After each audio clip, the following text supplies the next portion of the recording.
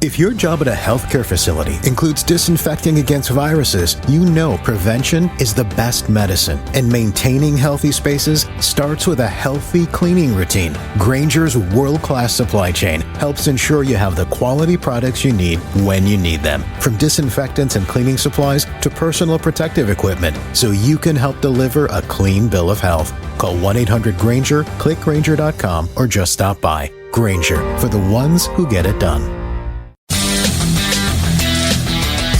A warmer from the low. Welcome to lovely Las Vegas for Coast to Coast Hoops with myself, Greg Hoops Peterson, now part of the Beast and Family podcast.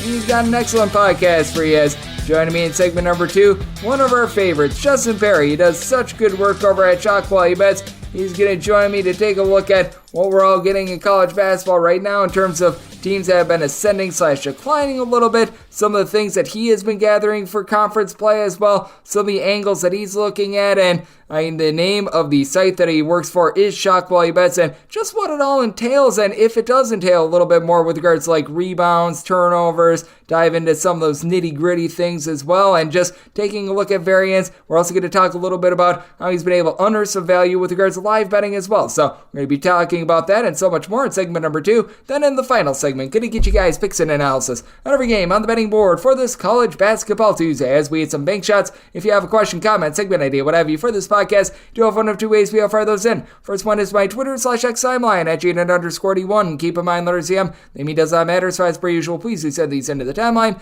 Otherwise, find an Apple Podcast review. If you rate this podcast 5 stars, it is very much appreciated. From there, you're able to fire in whatever you'd like to hear on this podcast via that 5-star review. Did not get in any Twitter/X questions today, but had a fun day of college basketball on Monday. A small one, but a fun one, so let's take a look back at it, try to find some trends, and try to get to know these teams a little bit better. Games from yesterday is Greg buzzing about. Here is the rowdy recap. I have to do this a little bit in advance. The Greg Peterson Experience, that is from midnight to 3 Eastern Time over there on VSiN, the Sports Betting Network. That would be 9 to midnight Pacific Time. So we do not know how my DK Network write-up turned out just yet in terms of that over in Arkansas Pine Bluff against Alabama State. Last I checked, this was a game that was right around about 44-40 with 17 minutes remaining in the second half. Live total was pretty much what the closing total was, so very much hanging in the balance there, and we're not sure how Texas Southern versus Grambling turned out, a pair of teams that have really been struggling, but you had an under in Coppin State versus Maryland Eastern Shore, a game where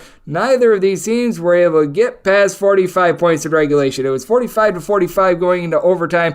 Coppin State, they're able to get it done in overtime in a game that, man, it really set college basketball back to the dark ages as both of these teams combined to shoot about 23% from three-point range. Both of these teams have been quite good to the under thus far this season, especially Coppin State. This moves them to 12 unders and 4 overs thus far this season. I think Maryland Eastern Shore 50-50 with regards to their totals, but that was a little bit of a rough watch to say the least. But this was a fun watch as since the beginning of the 2018-19 season when they came onto the betting board, your top over team in all of college basketball has actually been New Orleans. Among teams that actually played more than a full season at 64.4%, played another over against Texas A&M Commerce and New Orleans. They get the win, and in a lot of places, because they open up as a 1-point favorite, they close more on 3 to 3.5, so more of a push on the closing line, but get it done there 88-85. And if you did take that late number, I believe that there were 2 missed free throws by New Orleans that were a little bit costly there, but you've got one of the best scorers in all of college basketball on this team,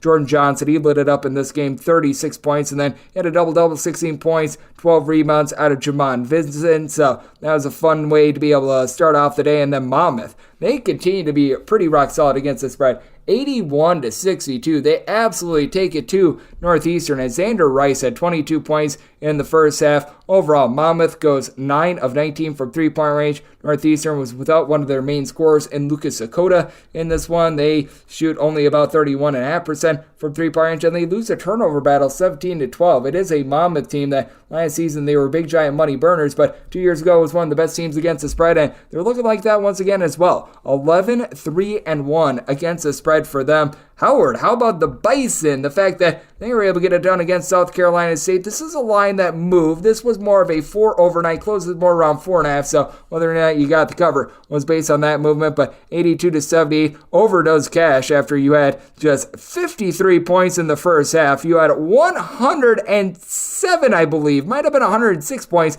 in the second half as Bryce Harris was able to chip in there 19 points for Howard, so that was a harebrained and rather wacky game. And what has been interesting to look at this year is Southern, because they've already got road wins on their ledger against Mississippi State along with UNLV. They get a just complete dump trucking of Prairie View by a count of 79-58. A Prairie View team that's down 6-6 against the spread. And for Southern, I believe that this was just their second cover outside of those 2 outright wins, so that was very fascinating. And McNeese has been a good cover team all season long, but come up a little bit short on Monday. They get the win against Northwestern State, 68-59, but unable to cover that spread as team goes 7 of 20 from 3-point range. But to the credit of Northwestern State, they were able to do a relatively okay job on the glass, playing even up there. And for McNeese, a team that was ranked in the top 10 nationally in terms of fewest turnovers on a per possession basis, 15 turnovers. So that was a little bit costly to their cover. And then you saw Texas A&M Corpus Christi moved to 7-3 against the spread. They take down Houston Christian 81-59, a Houston Christian team that they have been all over the place with regards to their scoring. They had scored in the previous game 94 points, and they scored 59 on this day. As Texas A&M Corpus Christi has actually been one of your top under teams in all of college basketball this season as well. Now 8 unders to just 2 overs. The only team with fewer overs right now, the Texas A&M Corpus Christi, that'd be Dartmouth, who has not been able to get things going all season long. And then we did see Lamar winning cover against Incarnate Word by a count of 75-59. Lamar has been a pretty interesting team all season long, and for Lamar, they go 9-22 from 3-point range, and Incarnate Word just not able to get anything going on offense. They had 13 turnovers, 17 made field goals, and for Lamar, they were able to do a nice job winning that rebound battle, 37-36, and the turnover battle. So if you are taking a look at college basketball right now, trend-wise, as we had a little bit of a dry day on Monday, we're going to get much more games the rest of the week, but the college football national title game took center stage on Monday. But that said, with a few games pending for Monday, we are seeing over sitting at about a 51.4% clip thus far this season. 1,244 overs to 1,178 unders. Meanwhile, home underdogs, they're up to 289, 284, and 11 against the spread. Overall favorites are rating at 50.7%, 1,221, 1,187, and 40 against the spread. Meanwhile, if you take a look at the last 7 days in college basketball, it's really been all about favorites and all about overs. 158 overs, 145 unders with 5 pushes. Meanwhile, favorites, 158, 142, and 8 against the spread. So a brief recap, but a recap of what we all got on Monday. And now let's take a look at some live betting angles. Let's take a look at how to gauge these conference games and so much more with our good friend Justin Perri, who does such great work over at Chalk Quality Bets. He joins me next right here on Custom Good Seats with myself, Greg Peters, and now a part of the Houston Family Podcast.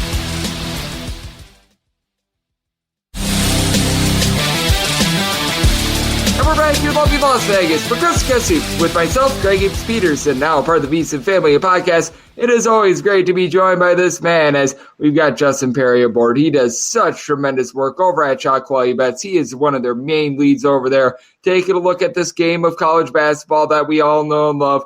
He has been doing a tremendous job being able to do a great job of taking a look at what we're seeing with our eyes and being able to put numbers on it. That's really what Chalk Quality does. They're able to quantify exactly what we are seeing, and Justin, he does so also well. He's got his park picks and so much more. You're able to follow him on TikTok at College Basketball Picks. That's about as easy of a handle as you're going to get. And then on Twitter/X, that is at Justin Perri, and the number 8 last name is spelled Perri. And Justin, always a pleasure, my friend. Thank you.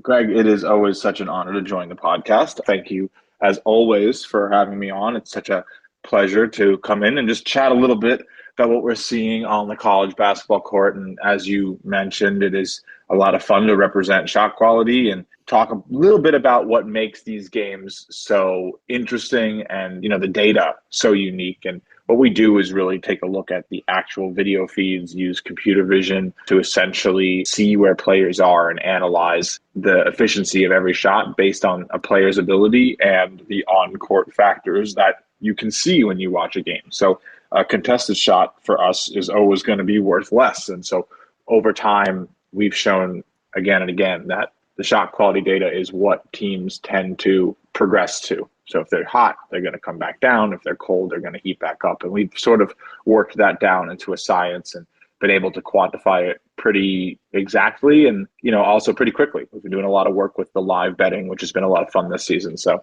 that's our new product and focus right now. Yep, and that is really awesome to be able to take a look at. And how much value do you think there is in just being able to take a look at these games live? Because something that is hard for someone like myself to do is really do a podcast being like, well, if a team gets down 10, then you really do want to be taking them live. That's something that certainly needs to be done in the moment. And I believe that you guys have been doing a great job with your show as well, being able to take a look at some live betting angles, being able to give those out in the moment. But how much do you think that could be a little bit of a wave of the future as well? Because I do think that it is so interesting to be able to dive in on the live betting angles because, as we know, there are so many ebbs and flows in a basketball game, whether that be college and pro. And if you're able to find a way to maximize them, I do think that it can be very lucrative. Yeah, I think it's a little more pronounced in the college game because you have some worse shot making. Pros, especially in basketball, some of the best shot makers in the world. And that's why they're playing in the NBA. In college, we have so many more players, so many more teams that, you're just going to get a little bit more error and variance and luck. And, so a team can go on a run that is fueled off of bad shot selection. And shot quality is really keen at locating those types of runs or those types of early game performances and saying, well, if that team does continue to take that quality of shot, they should not be scoring this many points on average. So you can sort of pair that with watching a game or just trust the data. We've had a lot of success sort of counteracting some of those hot or cold starts, or maybe both teams scoring more than expected and playing on totals. It's been very successful so far. I think there's definitely room for that to become a popular part of what sports betting is here in the United States. I know, Europe and Asian markets, which are a little bit more mature, sports betting has been popular and legalized there for a lot longer. It's a little bit different, and they have a lot of in-game bets, micro bets. So that's slowly coming here. I think in 5-10 years, there will definitely be a lot more live betting, and we're definitely trying to get ahead of it and be one of those edges and show people that it sort of does boil down to fading the runs a little bit. Basketball can be a game of two halves, and we see it all the time, especially in college. So you can get a discount on a favorite or an extra 5 or 10 points on a underdog who started slow. It's been a lot of fun. You definitely want to maybe learn certain teams that perform better in those spots, or maybe some teams that kind of get down on themselves and can't dig themselves out of a hole. But other than that, I think there's a lot of green grass in live betting, especially in college basketball. Yep, and I do think that one of those angles as well, and this is something that I've used not in terms of a live betting angle, but with regards to totals, that little bit that'll push me over the top on and over a lot of times, as well as if you know that a team down by 8, they're less likely to foul you, maybe take a look at an under. And these teams, I just still remember it so well. Danny Manning, back when he was coaching Wake Forest many years ago, this team would be down 20 points with 30 seconds remaining, and they would still foul. So that pushed a lot of their games over the total as well. So that's always something nice to be able to take a look at. But I do think that fading these runs is something that can be highly, highly lucrative. As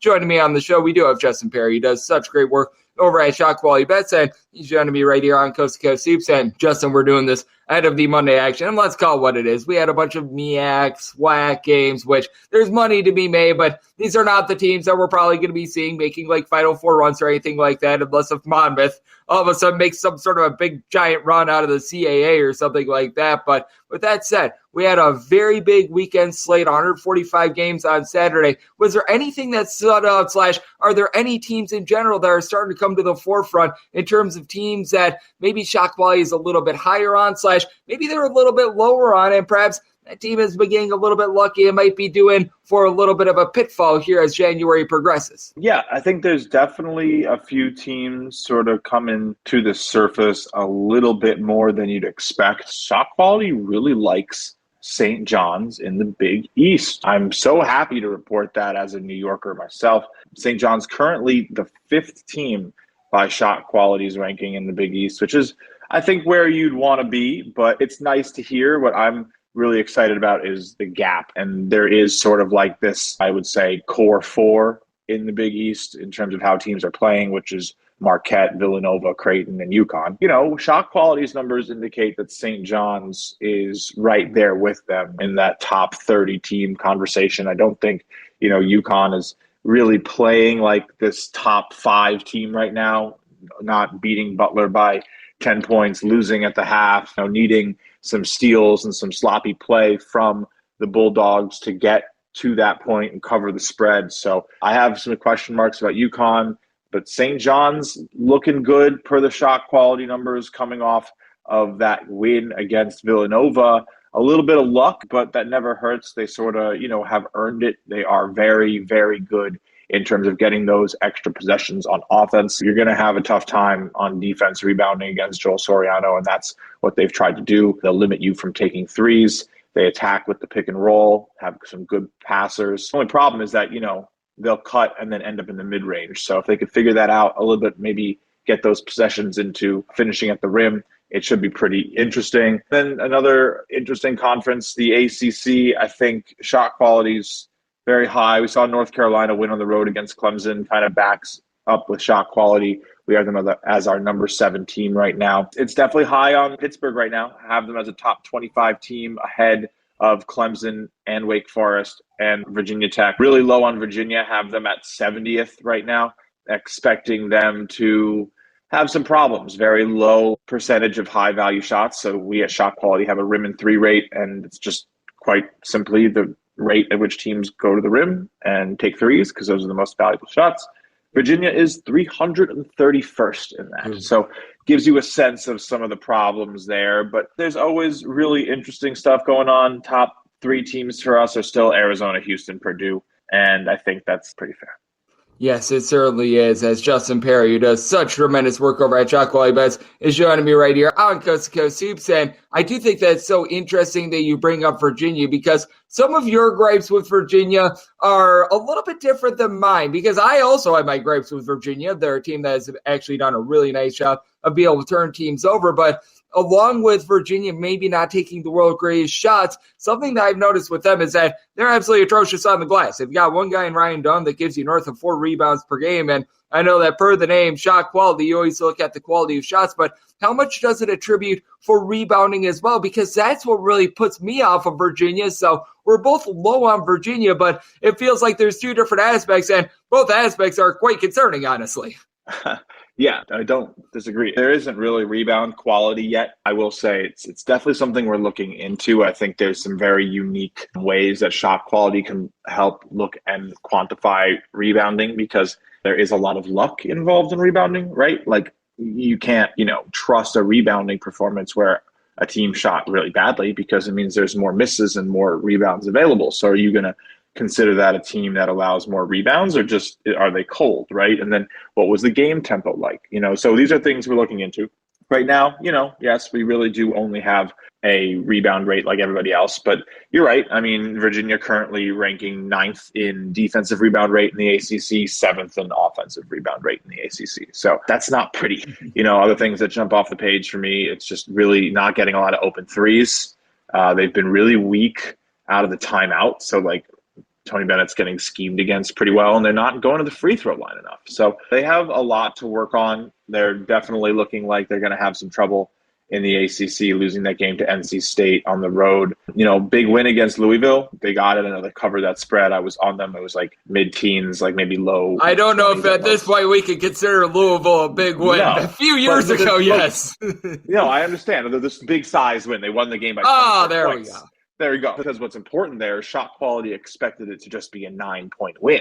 So while it might look good, shot quality expected it to look worse. Saw them as getting very unlucky against Notre Dame when they lost that game on the road. But man, I don't know. This is going to be a tricky team to handicap. Sometimes they're probably just going to eat teams up on defense. They still are a top 25 defense by adjusted shot quality allowed. So they are still playing really well on defense. But that offense rates right in the middle of the pack for D1, and that's not good when you're in the ACC. That's just the truth of the matter. You don't really want to be like the worst transition offense, the worst post-up offense. They're one of them. They're so bad at post-up shots. Their offense regression doesn't look great. They're expected to be doing worse on defense. So I'm definitely pausing a little bit on Virginia.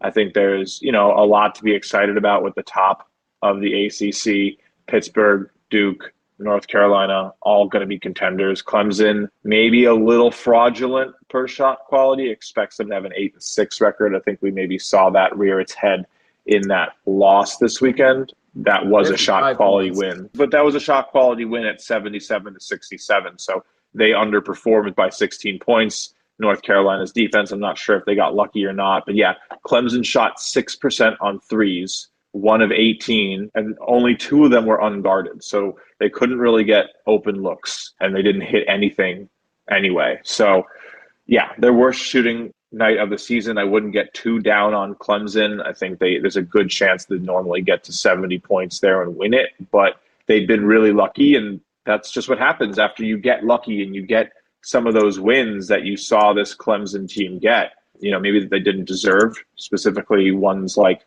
TCU, South Carolina, Alabama win on the road. They were expected to lose that game significantly. So they've had some luck in their favor, and just kind of every team in basketball is going to have 10 great games, 10 cold games. The season is decided on those other 10 or 12. And it's the same thing for gambling. Like, you're just going to, if you bet on Clemson on a bad night, you just want to continue to trust them if it's a bad night rather than throw them to the wayside because you think they're terrible. I do think that they'll probably be a worthy team to bet on the road against Virginia Tech when we get to, I think that game's on Wednesday. Yep, and I think that you make such a good point on Clemson because I did think there was going to be some regression coming with that three-point shooting. I was figuring what comes up, must come down. I didn't see 6% three-point shooting against a North Carolina team that we both know they're not necessarily world beaters on defense themselves. So you just sometimes get those very wonky results, and got to figure that it's going to iron out at some point as well. As Justin Perri, who does such great work over at Shot Quality Buzz, is joining me right here on Coast to Coast Hoops. And I'm so glad that when you were talking about Virginia a minute or two ago, you were talking about just sort of the tenor of the ACC and how much when it comes to just a team's strengths and weaknesses in terms of like rebounding, three-point shooting, perhaps three-point shooting luck, etc. Do you want to take a look at the actual opponents that they played as well? Because I do notice that there's a lot of conferences that they sort of have their own rhythm. Like, as we know in the Big Ten, it's not necessarily an offensive-based conference. It's a lot of big men that are clunky down low, things like that. You get like the Summit League to utilize a mid-major one where there's no defense being played. These teams are just gunning it from three-point range, what have you. How much do you take a look at the conference themselves and the teams in those conferences when it comes to evaluating these teams? Because I think that that's a very important aspect of conference play as well. Yeah, you definitely want to go in and kind of dissect some of the non-conference play and stats that you're going to get. When you have a team that plays a lot of bye games, if they have elite rates at defending the paint, are you really going to doubt that they're good teams to play against? Like, I don't know. It's tough, right? Like, sometimes you really want to look into games of like similar caliber if you can. If I see like a good team playing against trash the entire non-con, but they have elite rates on defense, I'm going to question a little bit. I'm going to look more into how they've done against the good teams. If I'm looking at a mid-major conference and I think that they've not been able to get any good looks, well, who have they played? Is it because they've gone on a gauntlet and played against some big teams on the road and it's tough to get good looks? Like, how do things sort of line up? That's why I love SQ, because we sort of can see through that. And like, especially the shot making and shot selection metrics can tell you a lot about a team. You can go through and sort of see how they were adjusted to be playing, like, instead of just going against specific teams, the way actual results work. It's difficult, right? Like, you play against who you play against, they're good, you don't score. It can demote what people think about your offense. But if you're just playing against someone who's really good and then you go and you see a weaker team the next week, you might start making all those shots that, the taller, bigger, stronger, faster team was able to get in the way of. The nice thing is that shot quality understands the quality of a shot for like where it's taken, how open someone is. And then when you go and calculate that against the new team, we're able to understand like, all right, well, this team's that much worse at defending it. They should have a little bit more of a better chance at hitting those shots, giving them a little bit more credit than what, maybe their results would give you if you just directly copied it over. So the bottom line is you always want to be evaluating who teams performed against and what that means. You don't want to get too caught up in the fact that, oh, they just won big, or oh, they lost big, or oh, they couldn't shoot. Like, who was it against? Where were they? What were some of the circumstances around it? Like, were they good looks? And sort of trusting process over result. I think that gets you where you need to go mostly. I do think that there should be small adjustments when you get more data points available with these people that they're making big multi-point adjustments based on one big or one bad performance. I do think that that's too far out there as well. So I totally agree with you. There's a lot of great betting opportunities backing a team that a few nights earlier, they weren't able to get the job done. See George Washington over the weekend after the triple overtime loss against Fordham. That was a golden opportunity. And what else is always a golden opportunity is getting you aboard, Justin. You do such good work over at Shot Quality Bets. This is a hard game to decipher in college basketball, but you are one of the best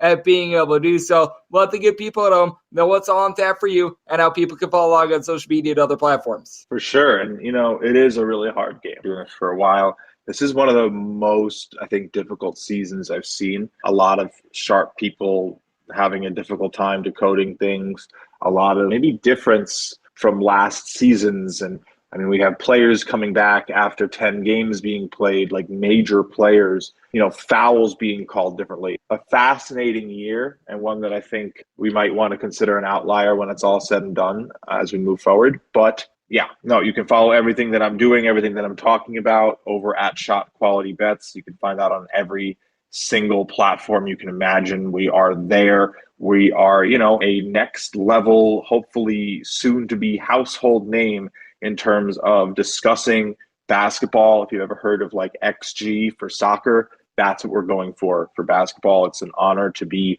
the content lead over there and make great stuff every single day, showing off our tools, our projections, our evaluations of games after they're done, so you can get a better sense. And I think what helps keep me so level-headed throughout these crazy seasons is that we do have a way to understand games besides just the score. I can tell you if you got a lucky cover or if you should have won that game, like with a different data point than just what happened. And that's so essential for keeping a level head, making sure your process is checked by more than just the result that has so much luck in it.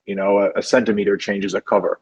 Should that change your thoughts about a game? Probably not. Very fun website. Such an honor to work for them and represent them. If you're interested in learning more about it, just hit me on Twitter. It's at Justin Perri 8. And I live on there, so I'm sure I'll see you on the Twitter streets, Greg. Yes, absolutely. Better known as X. They're going to be calling it Y someday, because why do they change the name? I have absolutely no idea. But that said, Justin is doing such a tremendous job taking a look at this game that we all know and love of college basketball. As he said, it has been a difficult season, but one that we have been able to persevere through. Justin has been one of the best this season, and he was talking about wanting to become a household name. Well, in this household, we certainly know Shot Quality Bets, and we certainly know the great work of Justin Perri. So a big thanks to him for joining me right here on Coast to Coast Hoops, now part of the VSiN Family Podcast. And coming up next, it is that time of the podcast. I give you picks and analysis on the game on the betting board for this college basketball Tuesday as we hit some bank shots.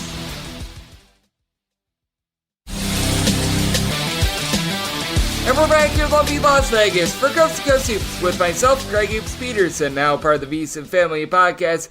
It is always great to get Justin Perri aboard. He does such good work over at Shot Quality Bets, doing amazing work, being able to put numbers of what we're seeing out there on the hardwood. It's a tough game to handicap, but he's one of the best at being able to do it every single time he joins this podcast. I feel like we get just a little bit smarter. So big thanks to Justin for joining me in the last segment. Now it is that time of the podcast. I give you picks and analysis on every game on the betting board for this college basketball Tuesday as we hit some bank shots. Most financial establishments close at a certain time, but not here. It is time for a side and total on every game on today's betting board bank shots. Do note that, as per usual, any changes that are made to these plays will be listed up on my Twitter/X feed at GNN_D1, and we're going to be going in Las Vegas rotation order. There's no extra games on the board today, so that keeps things very clean and easy. This is pretty much going to be in time order, and we don't need to go much more further than that. We don't need to make this more complicated than what it is. So let's get things started with 601, 602 on the betting board. Columbia, it's the road face-off against Cornell, and Cornell is a favorite of 12 points. Your total on this game is between 163.5 and 164, and this was an opener of 11, and at 11 I was willing to lay lay it. Now that we're at 12, this is exactly what I made my number. So if we go north of 12, I'm going to be willing to take the points with Columbia, and anything below 12, which is what we were at on the open, it is a take for me on this Cornell bunch, as Cornell just continues to have these hockey-style line changes. They continue to have tons of depth, and they continue to run it and gun it, as this team is in the top 40 nationally in terms of total possessions per game. They're actually giving up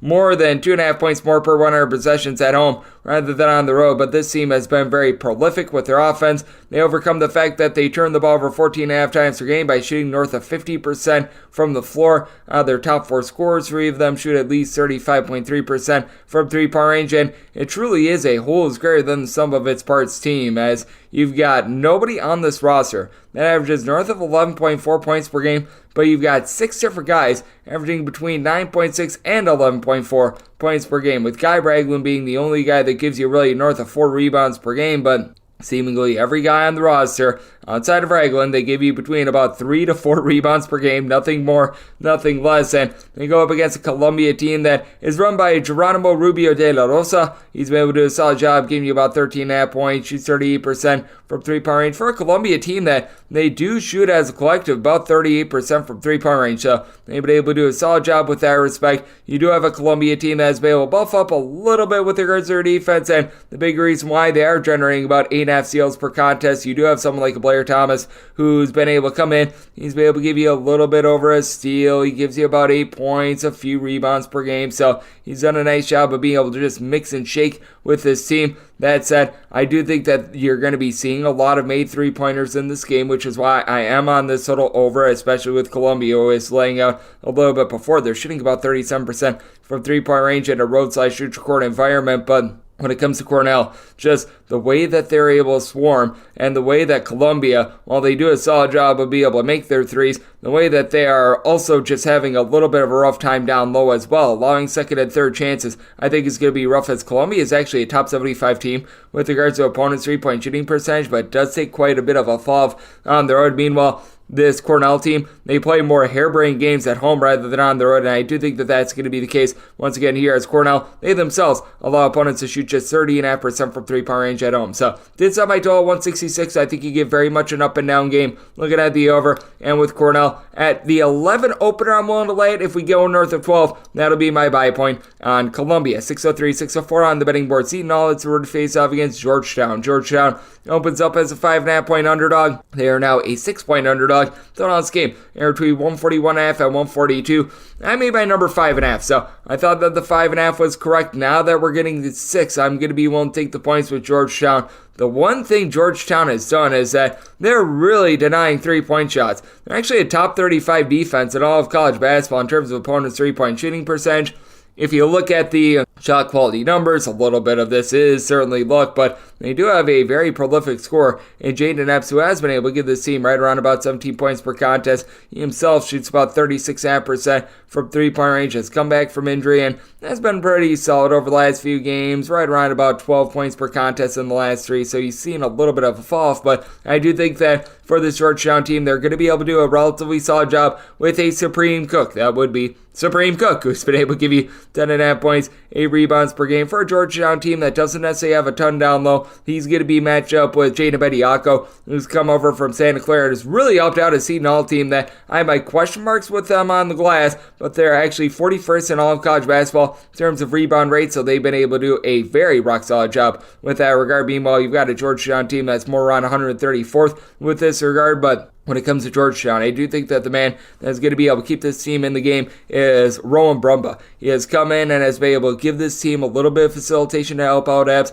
Steal and a half, 3 assists, 9.5 points per contest for a Georgetown team that is well outside the top 125 in terms of points allowed on a per possession basis. But we did see this team do a solid job against DePaul. Now, granted, it is against DePaul, but you know what? That was a good sign for this team, a Georgetown team that in regulation has really been struggling with their offense. For Georgetown, They have now scored 71 points or fewer in each of their last 6 games in regulation. Meanwhile, it is a Seton team that they themselves have given up 74 plus points in 4 of their last 5 games. They have been having their ups and downs with regards to their offense as they've been held to 61 points or fewer in 2 of their last 3 games, but coming off of a massive win against Marquette as well. And this is a Seton team that I do think is going to be able to heat up from 3-point range. You've got a trio of guys, Elmir Dawes, Kadari Richmond, Alondre Davis, that are combining to shoot below 35% from 3-point range, especially Richmond. A career north of 30% 3-point shooter, shooting 13.5% from 3. That should be coming up. Richmond is a do-it-all player. 4.5 assists, 6 boards, and still gives you 15.5 points per game despite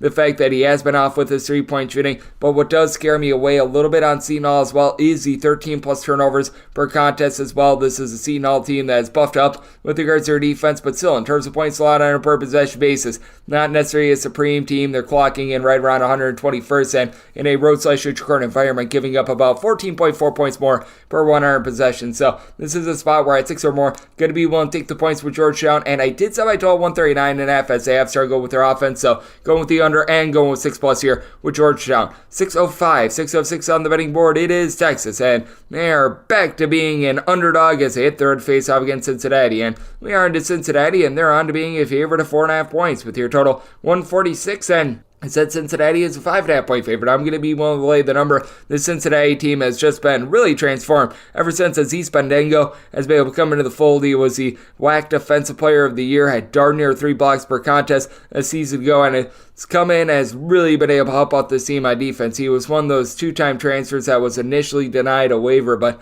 ever since he's gotten in the fold for Cincinnati, this has been one of the most supreme defenses in all of college basketball, and that gives Cincinnati now 3 different guys. They give you at least 6.5 rebounds per game, and 4 different guys. They give you another 5 rebounds per game. Now you also get Jamiel Reynolds in the fold as well, and even though Texas does have down low Dylan Mitchell, who's been able to give you about 9.5 rebounds per game, this team is just going to get absolutely decimated on the glass. Cincinnati, number 2 in all of college basketball in terms of rebound rate. Out of 100 total rebounds, if you just average it out of every 100 rebounds at home, they are grabbing 60.4 of those rebounds. So they are just really plowing on the glass, and this is a Texas team that they've got Brock Cunningham, who's got a little bit of versatility, and it's not like Texas is terrible on the glass. They're 56th in the country, but their rebound rate at home, 55.7%, falls to 46.8% on the road as well.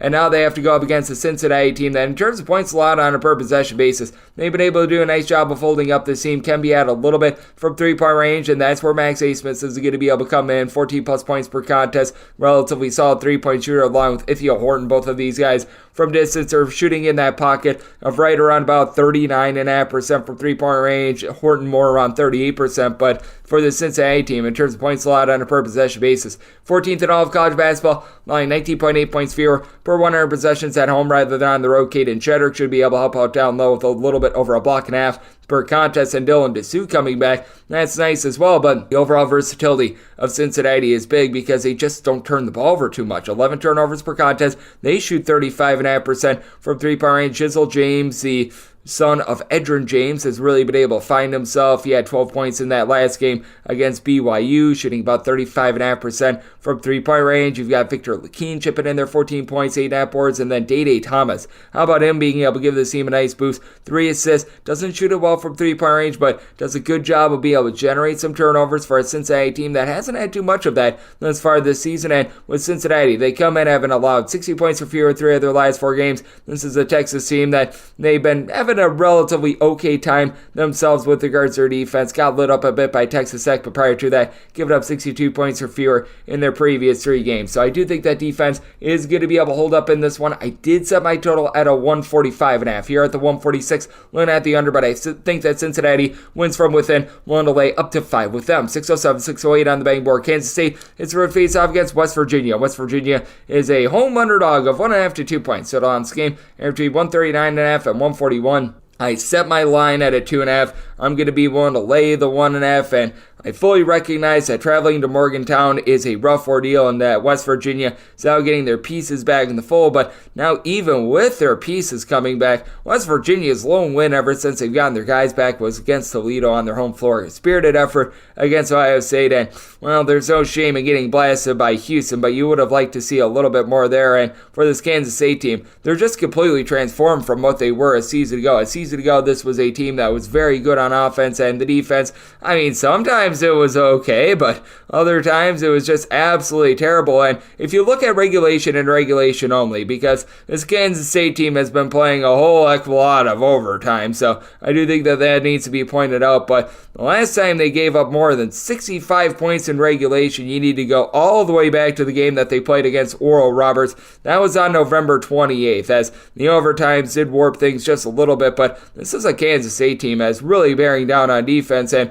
in terms of regulation and regulation only, they have given up 72 points or fewer in pretty much every one of their last 11 games, so I have been thoroughly impressed there. Now, they need to find a little bit more offensively as they're shooting 30.5% from three-point range with 14.3 turnovers per game, but Arthur Kaluma, David and Gesson, these two guys should be able to win the battle down low. They're combining for 17 rebounds per game. Kaluma now shooting 35.5% from three-point range. That really leads the way, and they are getting a little bit out of RJ Jones from distance, 35.7% three-point shooter, but he's been relegated to the bench ever since conference play has began, so they really don't have a lot there, and I do think that you're going to be able to find a little bit more out of Tyler Perri. You've seen him on the silver screen, now you're seeing him on the hardwood. Last year at North Texas, shot 41% from three, 17.5 points per contest, and still supplies about 15.5 points per game, but now shooting about 33% from three-point range, and they go up against a West Virginia team that's been dealing with a whole bunch of injuries. Now they finally get back, likes of a Noah Farrakhan and Raekwon Battle in his games back. This guy has been absolutely awesome. I combined 86 points in his 4 games back, but still a West Virginia team that's only shooting 29.5% from three, and got Kirk Kreese turn the ball over 3 times per contest, has been able to give you about 6 assists per contest, but you know that he can shoot you into a game, you know that he can shoot you out of a game as well. Maybe deal with injuries to Jesse Edwards as well. He has not played since December 16th, probably going to be out of the full once again, and that leaves the team without anyone that really gives you north of 5.5 rebounds per game. Quinn Slesniski has a little bit of size. He's able to give you about 5 boards, 15.5 points per game, but I think that West Virginia is going to struggle on the glass without him, as this West Virginia team is about 188th in all of college basketball in terms of rebound rate. This is a West Virginia team that hasn't done too bad with regards to defensive front at home, allowing opponents to shoot about 32.9% from three-point range, but Kansas State, they've actually done a pretty solid job with their defense. Offense has left a little bit of something to be desired as Kansas State, allowing opponents to shoot just 29.5% from three-point range. So this is a total that I did set at a 140.5. Now that we're at the 141, I'm going to be looking at the under, and with Kansas State, I'm going to be willing to lay with them, set them as a 2.5 point favorite. 609, 610 on the betting board. Western Michigan is playing host to Northern Illinois. Northern Illinois does find themselves as a 1-point road favorite with your total between 152 and 152.5. Did set my total at 151. I'm going to be taking a look at the under flat out. I just don't think that Western Michigan is going to be able to do their part with regards to the total in terms of points scored on a per possession basis. This team is currently clocking in 244th, and they're actually scoring 5.6 points fewer per 100 possessions at home rather than on the road. That has been a little bit unsightly. Meanwhile, for Northern Illinois, while they do play fast, they're not very efficient. They've actually scored much more on the road rather than at home themselves. They're actually scoring 6.3 points more per 100 possessions away from home than at home, which is a big reason why I did set Northern Illinois as a 3-point favorite. I'm going to be willing to lay it now for what Northern Illinois has been able to do relatively solid on the road. This is also a defense that they can be had. They're 298th in the country in terms of opponents' 3-point shooting percentage. That said, they allow opponents to shoot 39% from 3 at home, 34.4% on the road. I'm not saying that it's amazing, but you know what? In the MAC, that'll hold up. And you got a Western Michigan team that they've just been looking to mix and match, and a lot of what they've got is down low, as they had a 2-time transfer be able to come to the forefront in Javonte Brown. He was out to begin the season after beginning his career at UConn and Texas A&M, a true 7-footer that was just glued to the bench the last few years at both of those spots, and Ever since he's come back, this has been a little bit of a different Western Michigan team. Team is 3-2 in its 5 games played, and they have won each of their last 3, as he's been able to do a nice job giving you about 5.5 boards, a little bit over a block per contest, so that has been able to help this team out, though. Strangely enough, it hasn't really necessarily been on the defensive side of things. The team has given up 71-plus points in all 5 of the games that he has played in, but they've also gotten to at least 77 points in 4 of them as well. Now, one of those came against a D2 school, but you've got a Northern Illinois team that they've been struggling quite a bit with their offense. This team in their last 4 games against Division I teams scored 66 points or fewer, but I do think that they're going to exploit a Western Michigan team that, while they're doing a better job on the interior, when it comes to the outside, they could be at, as you've got David Coit for this Northern Illinois team, shooting about 37.5% from 3, 18 points, 3.5 assists per contest. This team is probably going to lose the battle down low, but you've got guys like Xavier Amos, Rick Nutter, and Yannick Conan Niederhauser, who have all been able to give between 5.2 and 5.6 boards per contest. Niederhauser is able to give you about 2 blocks per contest for a Northern Illinois team that you'd like to see them cut down on the turnovers, about 13 per contest, and for Northern Illinois, it's going to need to be from the outside that they win this game, as Western Michigan is a relatively low-tempo team that they turn the ball over 13.5 times per contest, and B. Artis White just is not the same guy that we saw a few seasons ago. Missed a lot of time due to injury. 2020-21 season, emerged as a 14.5 point per game scorer, shot north of 40% from 3. Last year, he did not play at all. 2 seasons ago, only about 8 points per contest. He's been able to find it recently with 16 plus points in each of the last 3 games, but I still have my question marks before I can really buy in. You've got about 16.5 points per game out of Seth Hubbard as well, but that said, this is a Western Michigan team that they just have such a tough time being able to take care of the ball, and we've seen them have like a bunch of halves where they score fewer than 25 points, and they're really having to play from behind, so a little bit of the scoring that they do have is window dressing, and for Western Michigan, 285th in the country in terms of opponents' 3-point shooting percentage. They're doing a better job down low. You still have Titus Wright, who's been able to give you a little bit of rebounding as well, along with Owen Lobsinger to be able to help out on that front. Both of these guys combined for about 11.2 rebounds per game, and Lobsinger does shoot 35.5% from 3-point range, so this is a circumstance where I did set my line at 3 with Northern Illinois. I'm going to be willing to lay it in. With regards to this total, did set it at a 151. We have noticed Western Michigan has been able to bump up their scoring just a little bit. I do think that this was a little bit of a matter of circumstance going up against more up-tempo teams and teams like Buffalo and company that are not doing the world's greatest job on defense. So looking at the under, and I'm going to be willing to lay the small number here with Northern Illinois. 6-11, 6-12 on the betting board. VCU, it's the road to face off against George Mason, and George Mason does find themselves as a favorite of 4 points. Your total on this game is between 139.5 and 140, and for George Mason, I did set this line at 4 myself, so we're going to be in a little bit of wait-and-see mode on this one. We were finding a few 4.5s out there, and at 4.5, that would be my buy point on VC. If we can get down to 3.5 or less, I'm going to be willing to lay it with George Mason with VCU. Certainly do need to adjust for this team a little bit because they do have reinforcements that have come in. You get Joe Beshmili along with Sean Bairstow to be able to come in and help out this offense. These 2 guys have been able to combine for about 25.5 points per contest, and both of these guys missed the first 10 games of the season. Beshmili to be able to shoot 36.5% from 3, and Bairstow has yet to hit a 3. Last year, while he was over at Utah State playing for Ryan Odom in the same system, did shoot 38.5% from the outside, so I do think that that's going to elevate a little bit, but for VCU, still a little bit concerned about the fact that they have been turning the ball over 13 times per contest, and ever since these guys have come back into the fold, the offense has been just fine for VCU. 75 plus points each out of the last 5 games. Problem is, they've now given up 73 plus points in 4 out of these 5 games, and now they go up against a George Mason team that ranks in the bottom 50 in terms of total possessions per game, and this George Mason team has been rock solid in terms of their defense. They have given up fewer than 70 points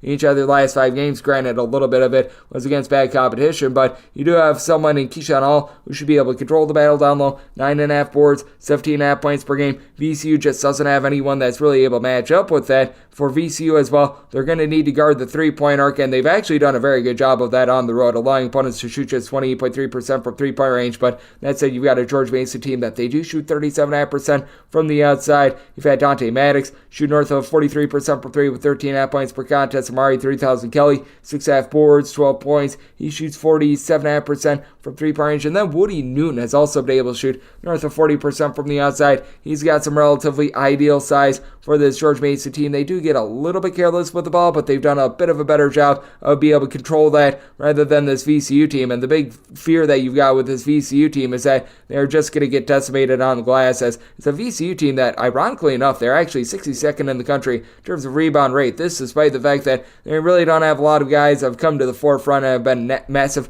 rebounders for them. Zeb Jackson gives you about 4.5 boards, a double-figure amount of points, and Toby Lowell is really the only guy in this roster that has been able to give you north of 5.5 rebounds per game. That said, this is a George Mason team that, as a collective, though, they've been able to do a nice job, being able to pound the glass, being able to get second chances. George Mason 35th in the country with this regard, so I do think that George Mason is going to be able to take the fight to VCU. And VCU, ever since they've gotten their guys back to the fold, this has been a completely different team, and I do think that this is going to be a battle that is going to be close enough for late game felling. So I have shaded up my totals with VCU, and I set mine at a 144. I'm going to be looking at the over. With that said, in terms of the side, 3.5 or less, willing to lay it with George Mason, 4.5 or more, going to be taking the points with VCU. That one is going to be based on late night line movement as to which way that moves. 6-13, 6-14 on the betting board. It is Indiana in the road to face off against Rutgers, and Rutgers does find themselves as a favorite of 3 points. Total on this game is 140.5. We saw Indiana be able to rise up a few days ago at home.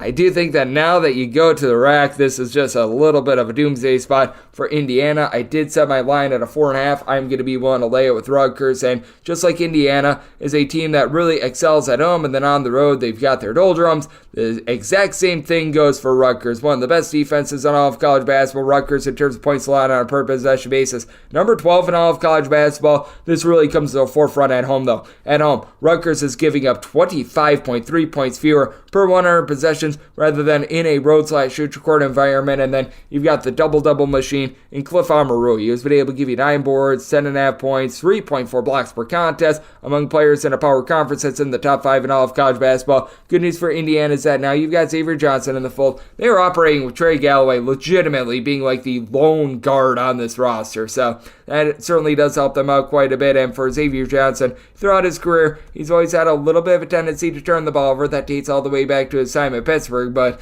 I mean, it's an upgrade to having no guards whatsoever for an Indiana team that they're shooting about 34% from three-point range. It's actually been Malik Reneau and his versatility that's been able to help out the team, logging 16.5 points, 6 boards, now shooting 48% from three-point range. Khalil Ware has been more of your low-post presence with a block and a half, 9 rebounds per contest. But really, outside these two guys, you don't have a single other guy that gives you north of 4 rebounds per game, which is a crying shame, because when you've got guys like Peyton Sparks, Anthony Walker, Mackenzie Mbakpo, that's just not something that should be happening. Meanwhile, for Rutgers, this team is just very brutal with regards to three-point shooting. They're only shooting about 29% from the outside, but this is a Rutgers team that they do a relatively solid job of being able to collect turnovers. This team, when they're at home, they're one of the best at all of college basketball at being able to guard the three-point arc as well. I have no idea how, I have no idea why, but when you step into the rack, if you're a opposing team, you're just not going to get any of those bounces to fall. And for Rutgers, they're generating a turnover at home in 22.2% of their possessions. That is a top 15 mark in all of college basketball, with Indiana still being relatively short-handed in terms of backcourt. I do think that Rutgers, despite the fact that we haven't seen a ton out of their backcourt, going to be able to get it done. Derek Simpson has been able to give you about 3 assists per contest, and then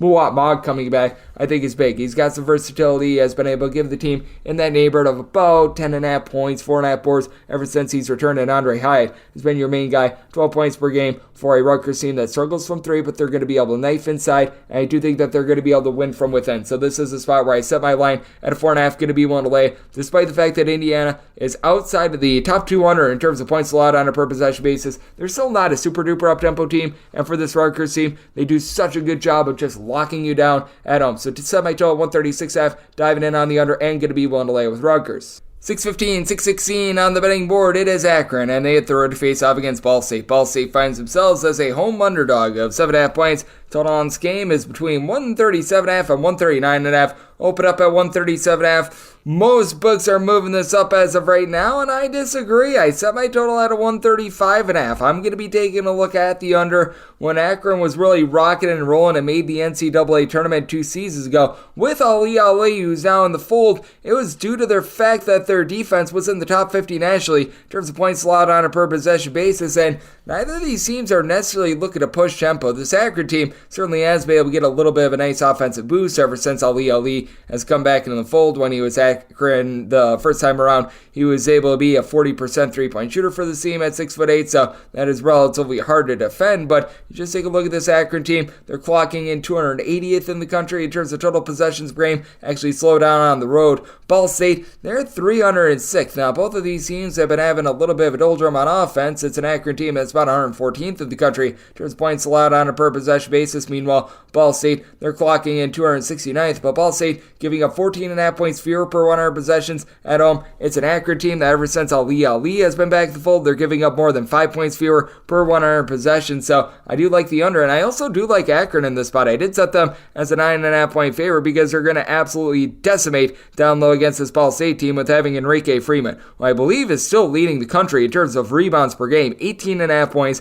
13 boards, block and half per contest. He's been an absolute dominator. Now for Akron, you don't have a lot outside of him in terms of rebounding. Nobody else on the roster gives you north of 3.5 rebounds per game, though Ali does have the size to be able to help out with that regard. But it is an Akron team that they're able to bomb it from the outside. They shoot 36.5% from three-point range. Caleb Thornton has been able to give you a little bit over 3 assists per contest. And for Ball State, this is a team that they're geared around being able to shoot threes. They shoot 36.5% from the outside. They bring in the Loyola Marymount transfer and Jalen Anderson, who's been able to do a solid job. 4.5 boards, 4.5 assists, 15.5 points per game. But it's Bashir Jihad, who's really been your main scorer. 18.5 points, 7.5 boards, shoots in the mid-30s from three-point range as he's got some relatively ideal size. For Ball State, this is certainly not a team that's going to be taking the ball away, so should see a lot of clean possessions here. 288th in the country in terms of turnovers forced on a per possession basis. The big question is, with these two teams and being so solid from three-point range, can either of these teams be able to hold up in terms of being able to guard the three-point arc? And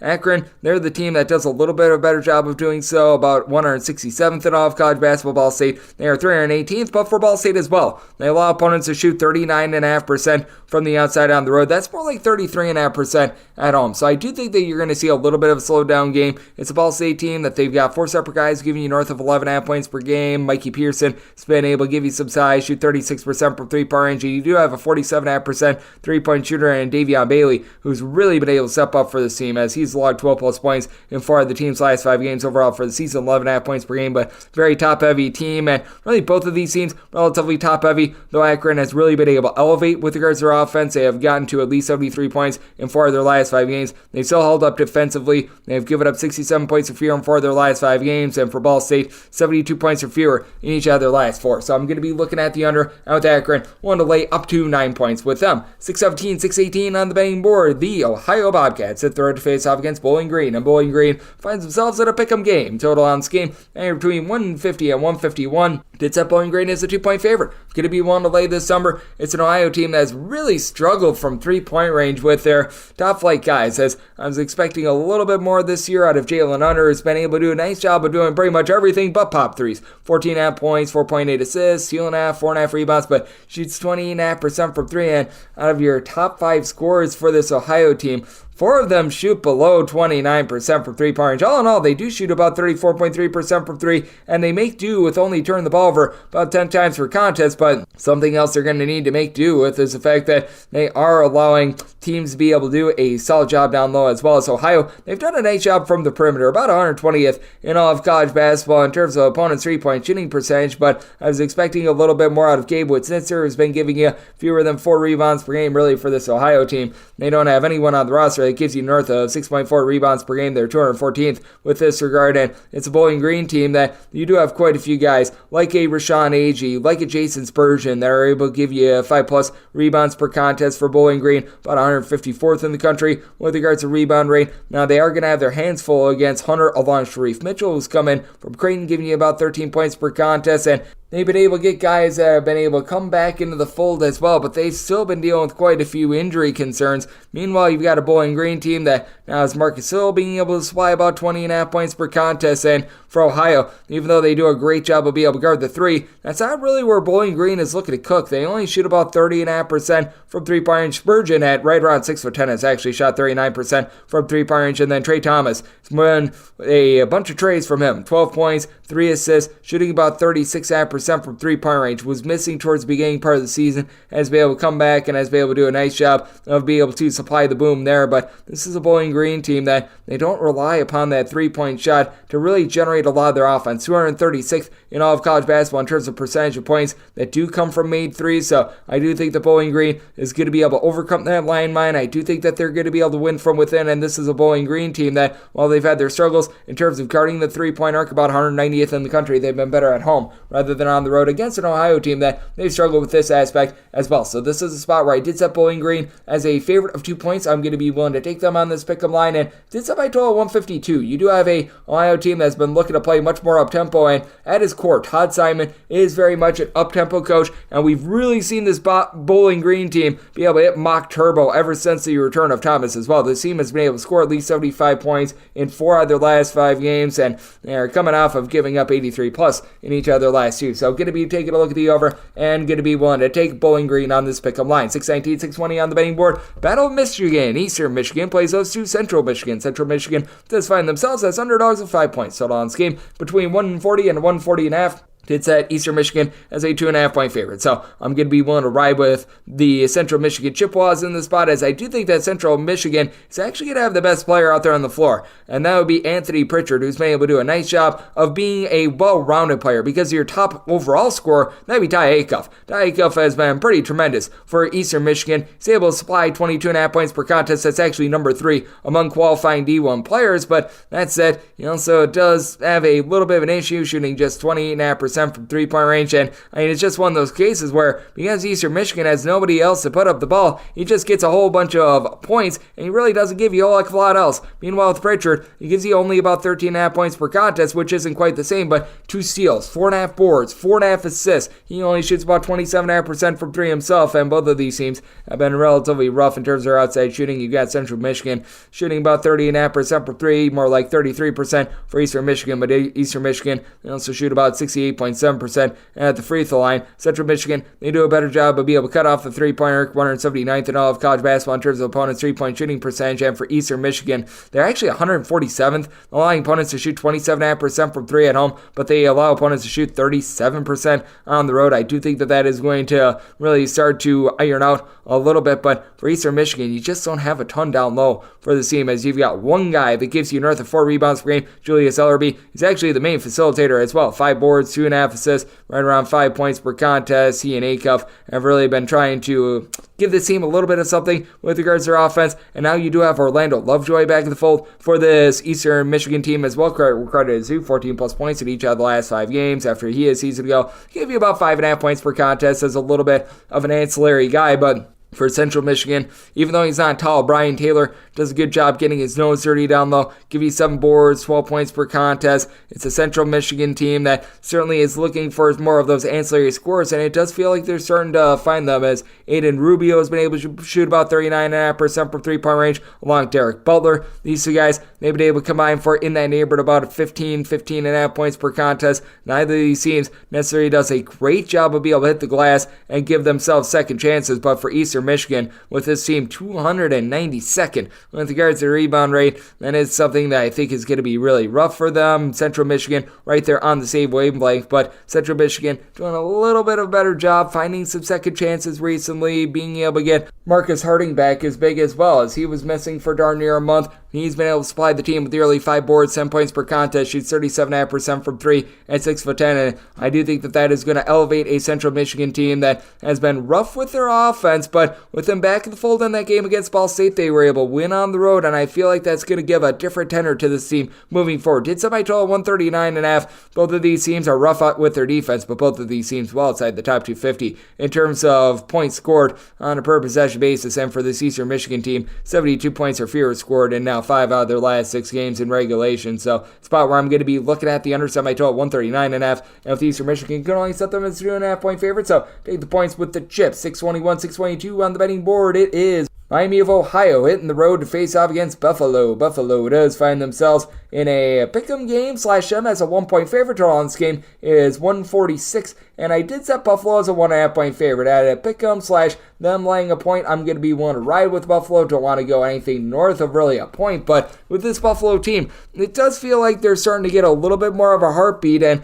that's because they've now got Isaiah Adams back in the fold. He was missing for 5 games, has been able to supply the team with 5 boards, 13 points per contest for a team that has been gross with their offense. Buffalo in the bottom 30 in so many metrics offensively, one of the worst teams in terms of turnovers on a per possession basis, with north of 16 per contest. This team as well, they are shooting about 26% from 3-point range, but they've been able to do a relatively solid job on the glass, and this is not a Miami of Ohio team that's going to go out there and is going to necessarily press the issue, which I think is going to bode well for this Buffalo team. As Miami of Ohio, they're generating a turnover on about 15.3% of possessions on the road. That is a bottom half in all of college basketball in terms of turnovers forced on a per possession basis away from home. And when it comes to this Buffalo team, you've also got Janavius Smith, who's been able to give you about 8.5 points, 8.5 boards per contest. So this is a Buffalo team that is going to be able to hold their own down low in the top 125 in terms of percentage of missed shots that they are able to grab as an offensive rebound. Meanwhile, this is a Miami of Ohio team that they really don't have a lot down low. Anderson Marmot has been able to give you a little bit of something, but Miami of Ohio, 350th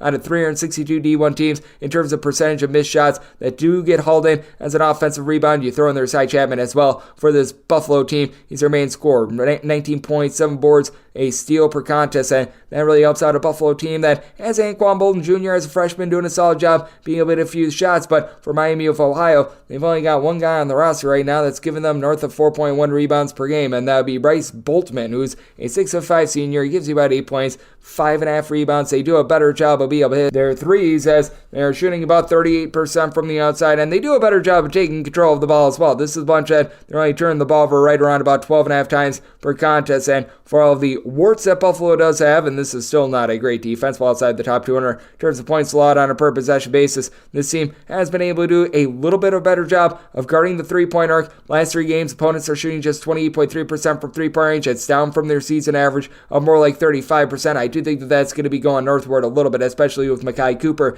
give you 6 points, shooting north of 40% from 3-point range. Bradley Dean has also been able to shoot north of 40% from 3, but really other than Anderson Monroe, who just came back, your lone double-figure scorer for this Miami of Ohio team is Darwish Hunter, gives you 13 points, about 2 assists per contest, as you really don't have that main floor general for Miami of Ohio as well. So I think that Buffalo going to do a nice job of being able to win from within. This is a Miami of Ohio team that's been one of the least efficient defenses in all of college basketball as well. If you take a look at them in terms of points allowed on a per possession basis, they're actually worse than this Buffalo team. Buffalo clocking in right around about 310th, and for Miami of Ohio, overall it's 268th. But if you look at them on the road, giving up 20 more points per 100 possessions than they do at home. So in a roadside neutral court environment versus Buffalo at home, they have been much worse of a defensive team. So I do think that Buffalo going to be able to get it done in this spot. Did semi-total at a 145.5. Here at the 146, that is my buy point on the under. Buffalo playing much more slowly this year than they have in past years. And for Miami of Ohio,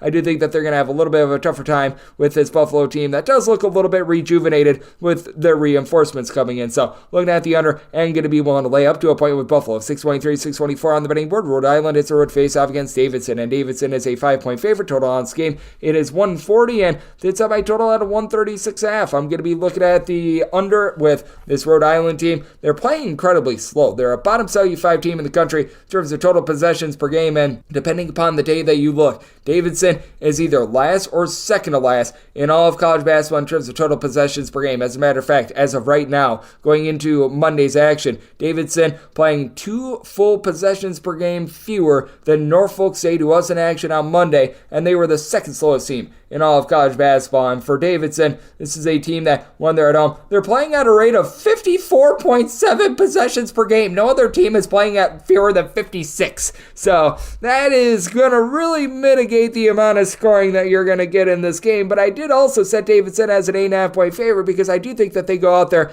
and they handle a Rhode Island team that's been well outside the top 200 in terms of points allowed on a per possession basis for Rhode Island. You've got David Fuchs, who's been able to give you about 7.5 rebounds per game, and he is legitimately the top rebounder in this game. But this is a Davidson team that they do a great job by committee of being able to get production. As you've got someone like Grant Huffman, he's been able to give you about 10 points, 4.5 boards, 4.5 assists per contest. So I like what I'm seeing there. Davidson also has David Skogman, who had 6 for 10, is able to pop some threes, give you about 5.5 rebounds per game. As for Davidson, they're about 156th in the country with regards to rebound rate, but that rebound rate is 46.6% on the road compared to 55.4% at home. Then you take a look at this Rhode Island bunch, and currently they're clocking in 87th, but with regards to their rebound rate, 55.5% at home, 46.1% on the road as well. So I do think that Davidson is going to be able to win this battle on the glass with it being on their home floor, and this is a Rhode Island team that they leave themselves very susceptible to giving up a lot of threes. This is a Davidson team that they really do live and die with a three ball, and for Rhode Island, 253rd in all of college basketball in terms of opponents' three-point shooting percentage.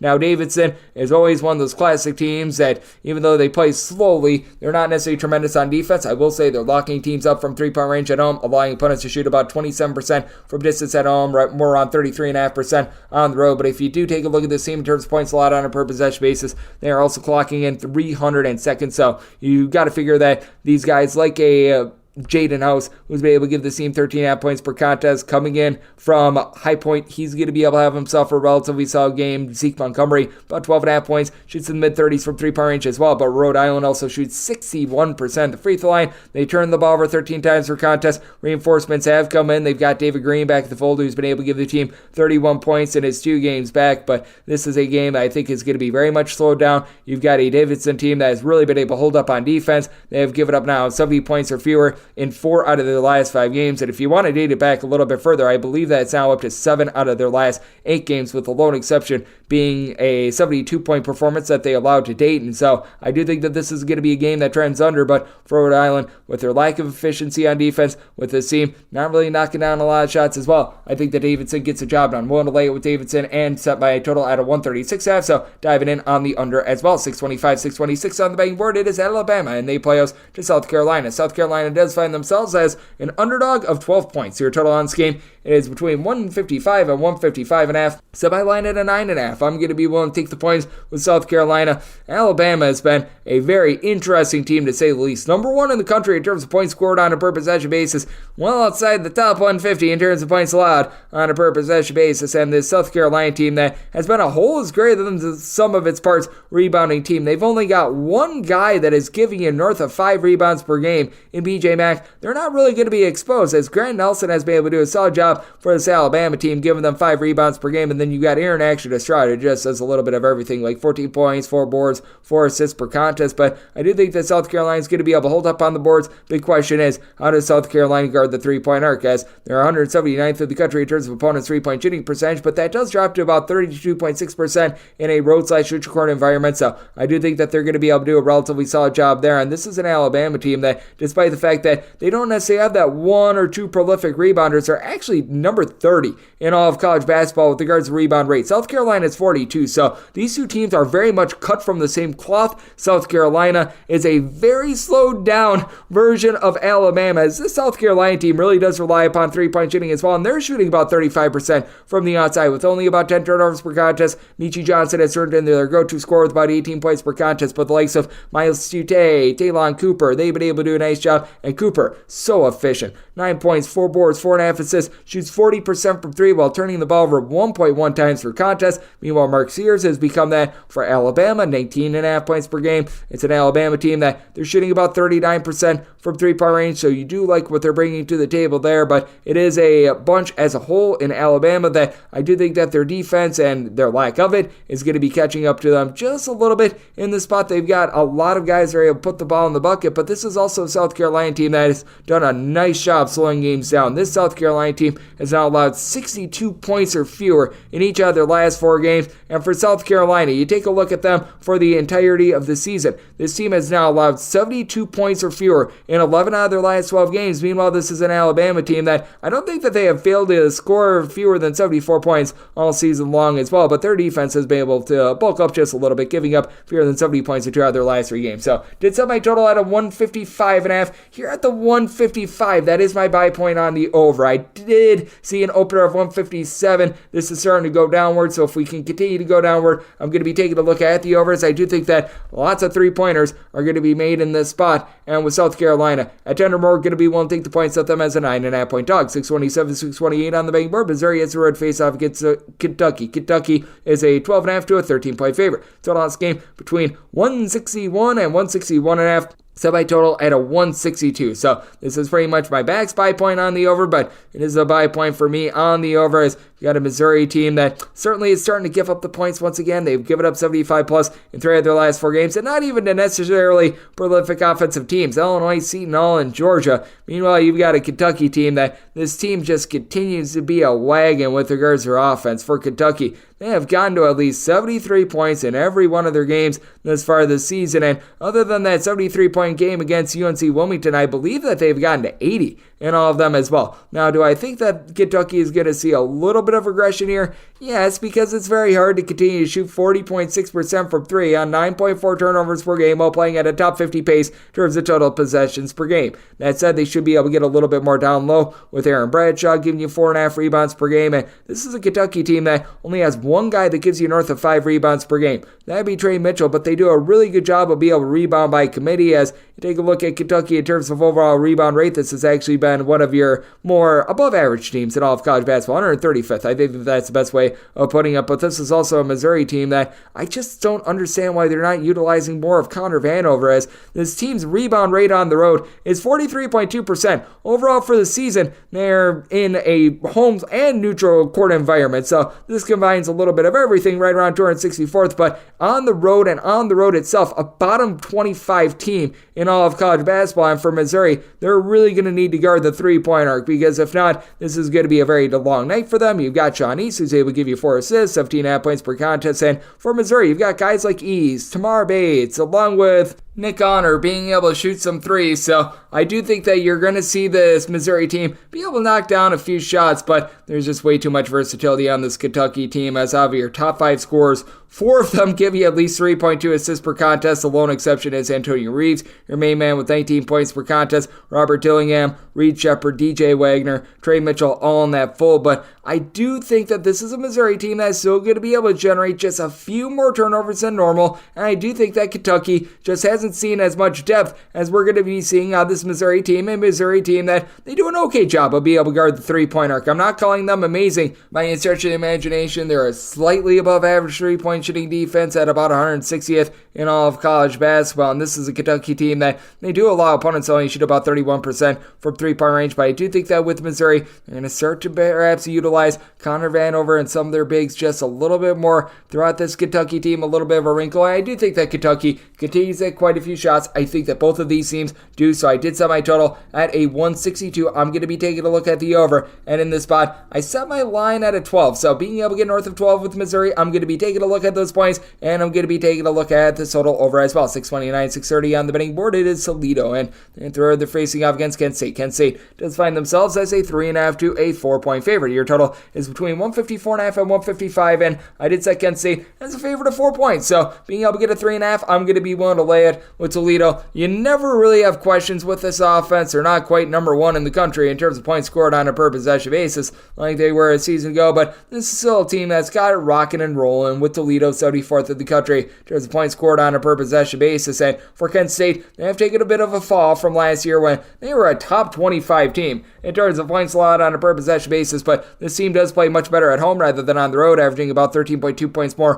per 100 possessions when they are in their friendly confines. And for this Kent State team, even though they're not generating as many turnovers as they did a season ago, they're also doing a much better job on the glass. And the big reason why is Chris Payton, the Pittsburgh transfer, has been able to give you 8.5 boards, 15 points, and shooting 38.5% from 3. This is a Kent State team team as a whole, they are shooting 34.8% from the outside now. Because they lose Sincere Carey, they've had to move Giovanni Santiago into a little bit more of a floor general role, and he's been turning the ball over a little bit more, and after he was a mid-30s three-point shooter last season, that has gone below 35% this season, but they do get to go up against a Toledo team that they don't necessarily have a ton down low, and this is a Toledo bunch that's 294th in the country in terms of opponents' three-point shooting percentage. That is a little bit less than terrific. Toledo still doing a solid job with their three-point shooting, as they've got a big two in Dante Maddox along with Raheem Moss, who have been able to combine for about 31 points per contest. For Maddox, he's been able to shoot about 38.5% from three-point range, but Moss, he only shoots 26.5% from the outside. And out of your top 5 scorers for the Toledo team, 4 of them do shoot below 28% from three-point range. You got Tyler Cochran along with Moss, who have been able to combine for about 12 rebounds per game, but I do think that having Silveron Hornbeak down low for this Kent State team still going to be pretty massive, as it's a Kent State bunch that they're not necessarily amazing on the glass, but you know what, they're doing a pretty solid job, 147th in the country with regards to overall rebound rate, and I've got my big question marks with Toledo on the glass at 222nd, and I think that that's going to be just enough for Kent State to get it done, as Kent State has actually been one of your better over teams in all of college basketball, top 50 team with regards to possessions per game. Toledo still looking to run it and gun it as well, and with Kent State taking a fall off on defense but rising up with their offense,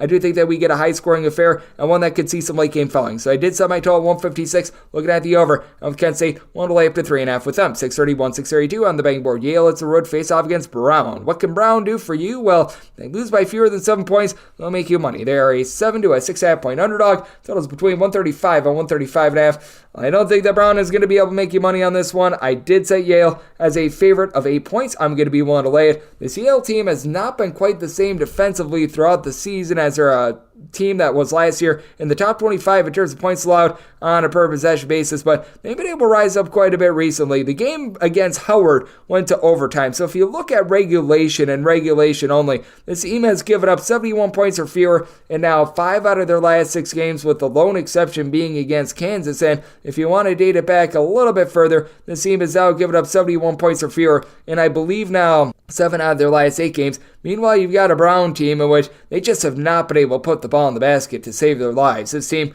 has now scored 71 points or fewer in every one of their games since the beginning of the month of December, and they just have not gotten the same three-point shooting out of Keno Lilly Jr. as they have in the past. Keno Lilly Jr. last season was able to shoot nearly 40% from three-point range as far as this season, still giving you 19 points per contest, but only shooting 33% from three-point range. You've got a pair of guys in Nana Wusu Anane along with Kalu Enya, who have been able to combine for about 15.5 rebounds per game as well, and that should be the bread and butter for this Brown team. But this is still a Yale bunch that, with Danny Wolf giving you 8.5 rebounds per game, does a solid job on the glass. They're about 125th in all of college basketball in terms of overall rebound rate. Brown is 95th, but for this Brown team, with them having so many inconsistencies with regards to their shooting 64% at the free throw line, 13 turnovers per game, that is a big issue. Going up against a Yale team that has been able to rise up with their offense, John Polonikas is able to give you double figures. He's been able to shoot right around about 40% from three-point range. It's a Yale team that still leaves a little bit of something to be desired with regards to their defense from last season, about 180th in all of college basketball in terms of points allowed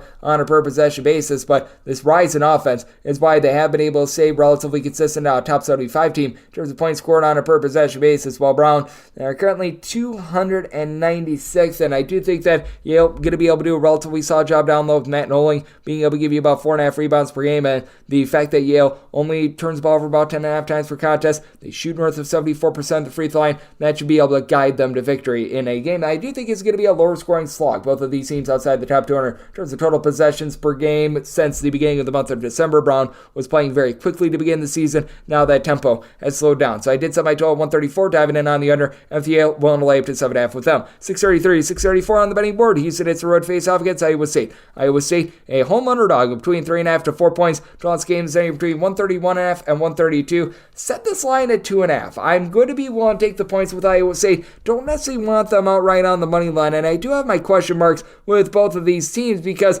both of these teams have really good defensive metrics. Both of these teams in the top 20 and darn near everything on defense, except Iowa State is giving up a few too many made threes. But that said, these are two teams that are very dominant there. Both of these teams play close to nobody in the non-conference slate, though, and that does have you relatively concerned, and I do think that has warped their numbers a little bit. This is an Iowa State team that, in terms of points scored on a per possession basis, has actually been 5th in all of college basketball, but because they played all their weaker opponents at home, they're averaging 23.9 points more per 100 possessions when they are at home rather than when they are on the road. Houston, 14th in the country, and again, they're averaging about 15 more points per 100 possessions when they are at home rather than on the road, and both of these teams have been just so dominant on defense. Houston, number 1 in the country in terms of points allowed on a per possession basis, but they're giving up about 24 points fewer per 100 possessions at home rather than on the road. Iowa State, number 2, but Iowa State, in terms of points allowed on a per possession basis, 28.2 points fewer at home as well. So it's a good old situation of something's got to give. I do think that this is going to be a slog. I'm looking at the under. I set my total at a 126.5, and for Houston, I do think that rebounding is going to guide them to victory because you still have Jawan Roberts along with Javier Francis, who have been able to give you a combined 12 rebounds per game. Houston, just year in and year out, the one thing you can bank on with this team is being good at being able to guard the three-point arc. They're once again one of the top teams in all of college basketball in that regard,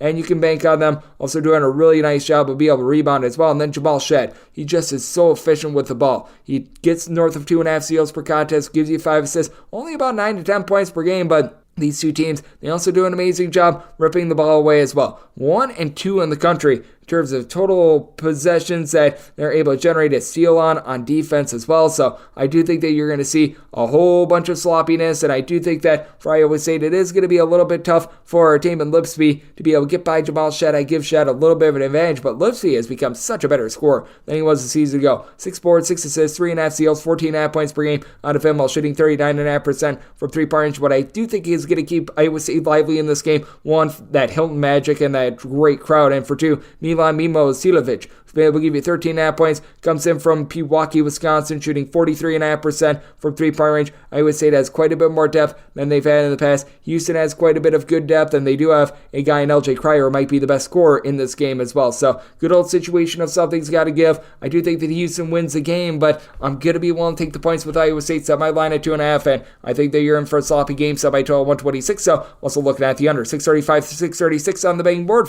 Wake Forest plays host to Florida State, and Florida State is finding themselves as a home underdog of 2.5 points with your total 151.5. And when it comes to this Florida State team, I did set them as the underdog of 3 points. So here at the 2.5, it's pretty much a max I'm going to be willing to lay with Wake Forest, but I'm going to be willing to lay it. I'm really warming up on this Wake Forest team to begin the season. When they were without Efton Reed, they had absolutely no depth whatsoever, and that's still a little bit of a concern for this team. They still have Damari Monsanto out of the fold, but Efton Reed has really been able to give this team a lot more rebounding, as he and Austin Carr are now combining for about 17 rebounds per contest. It's a Wake Forest team that has been able to do a better job as well of being able to generate some turnovers, as they're about 145th in the country in terms of turnovers forced on a per possession basis. And this is a Florida State team that they can get a little bit loose with the ball. They're turning the ball over north of 12 times per contest. And for Florida State, this has just been a team that as a whole has just not been able to do a tremendous job with regards to their defense. In terms of points allowed on a per possession basis, about 115th in all of college basketball. And for Wake Forest last season, they were really struggling with their defense. Now they are up to 89th in the country with this regard. It is a Wake Forest team that as well is really doing a nice job of being able to knock down their threes. You've got 2 main scorers in Hunter Salas along with Kevin Boopy Miller, who have been able to combine for 36 points per contest. They combine between the two of them about 2.7 steals per contest. Miller is able to shoot 41% from 3, and then Cameron Hildreth. He was a little bit of a do-it-all player last year. He's been still one of those guys that has been a Swiss Army knife, 16.5 points, 4 boards, 3 assists per contest, but now is really bombing it from three-point range at 48%. And then Parker Fredrickson has come in off the bench. He's been able to give the team a nice spark plug, shooting 42.5% from three-point range. Meanwhile, Florida State outside the top 200 in terms of opponents' three-point shooting percentage. Jameer Watkins has been able to give you 6 boards. He's able to shoot in the mid-30s from 3, and this is a Florida State team that overall, they shoot 33% from three-point range. Nothing great, nothing terrible, but does feel like they rely upon Darren Green Jr. a little bit too much from the perimeter, shooting about 40.5% from three-point range. Outside of him, none of your other top 5 scorers really shoot north of 33.5% from three-point range. And you don't have ideal rebounding as well with this team. You've had Baba Miller be able to give you about 5 rebounds per game, but you've been dealing with so many injuries with this team, as you've had Cameron Fletcher being in and out of the fold. That has not been helpful for this bunch, and for Wake Forest ever since they've been able to get back in the fold. Efton Reed, their rebounding has improved so much. If you look overall for the season, they're 152nd in the country with regards to rebound rate, but that's a little bit misleading because they had to play half the season without him. Meanwhile, this is a Florida State team that they're clocking in 204th, so I do think that Wake Forest, turning over a new leaf, being able to bring in these newer guys, they've done a better job of being able to protect the ball, and I do think that they go on the road, they get the job done against a Florida State team that's in the top 15 actually in terms of total possessions per game, and I do think that this is going to be an up-tempo game. Did set my total at a 157. I'm going to be taking a look at the over, and with Wake Forest, one lay up to 2.5 with them. 637, 638 on the betting board. Richmond is on the road facing off against Loyola Chicago, and Loyola does find themselves as favorites of 2.5 to 3 points. So on this game, it is 139, and I made Richmond the 2-point favorite. I'm going to be looking at them outright on the money line.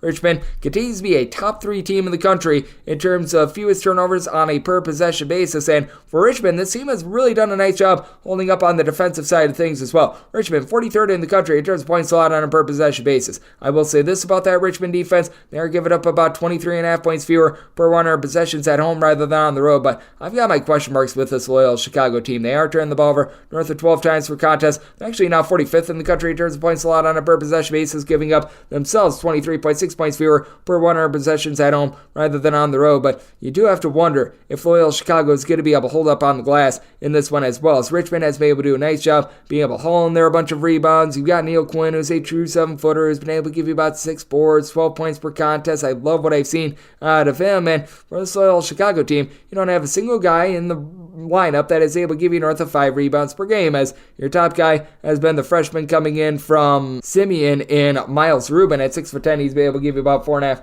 rebounds per game, and Braden Norris certainly has been able to have this team running a little bit more efficiently, shooting 44% from the outside, 9 points per contest for the Loyola Chicago team that has now been able to get to at least 72 points in each of their last 4 games. Now they have to go up against a Richmond team, though, that they are just absolutely pounding teams. Ever since their game against Florida, they've allowed 66 points or fewer in every one of them. They've got the King in Jordan King, who's been able to do a nice job from the perimeter. He's giving you about 18 points per contest, shooting 35% from 3-point range. This is a Loyola Chicago team that is not going to be the team that really cranks up the turnovers on Richmond. This has not been a team that's done a great job with that regard, though. They themselves really cranking it up on defense, giving up 67 points or fewer each of the last 4 games. Do like Philip Olsen, who's been able to give you about 14 points, chipping in their 4.5 rebounds per game as well. But I do think that Richmond going to be able to do a relatively solid job on the glass. Isaac Bigelow, he's been able to give you quite a bit with that regard. Richmond only about 266th in the country in terms of rebound rate, but they do a good job of being able to deny a lot of second chances, and that's the thing with Loyola Chicago. They actually do a nice job of being able to deny second chances. They just don't get a lot of second chances themselves. So I do think that there's going to be a lot of one-and-done possessions in this game. So I did set my total 136 looking at the under, and I do think that Richmond is a better team. I set them as a 2-point favorite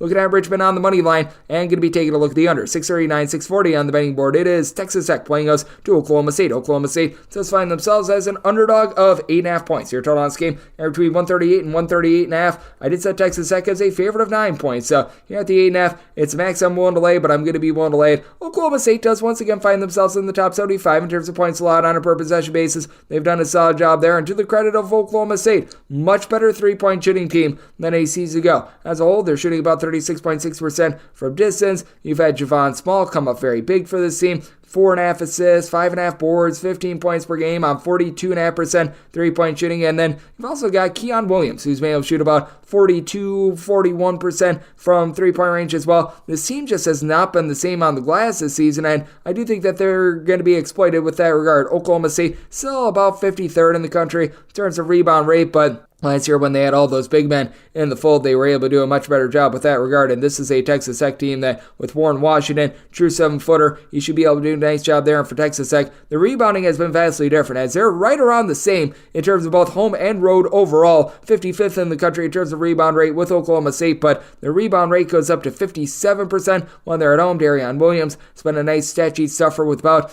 9 points, 7.5 rebounds. He's able to pop a few threes for this team, and you've got some nice efficiency consistency coming through with Joe Toussaint along Pipes Isaacs in the backcourt. Isaacs has been dealing with a little bit off the court, but should be good to go in this one. And combined about 7.5 assists between the two of these guys, with about 4 turnovers between the two as well. But they've been able to combine for about 30.5 points per contest as well. And Kerwin Walton has certainly been hit or miss, but shooting north of 50% from 3-point range now. Once again, last 5 games, he has scored 12, 0, 18, 9, and 0 points. So you don't know what you're going to be able to get night in, night out of him. But it does feel like this Texas Tech team is really turning the corner with their defense. The Texas Tech bunch has now given up 70 points or fewer in each of their last 5 games. For that matter, 67 points or fewer in each of their last 5 games. Meanwhile, you do have a Oklahoma team that they just haven't necessarily been the same on defense. 70 plus points surrendered in 3 of their last 4 games. Lone exception is when they played against Chicago State, though I will say they themselves have actually been able to get to that 70-point plateau in each of their last 5 games. So situation of something's got to give. Neither of these teams playing necessarily up tempo. So I did set my total at a 137 here at the 138, diving in on the under of Texas Tech, willing to lay up to 8.5 points with them, set them as a 9-point favorite. 641, 642 on the betting board. It is Boise State. They play us to Colorado State, and Colorado State just find themselves as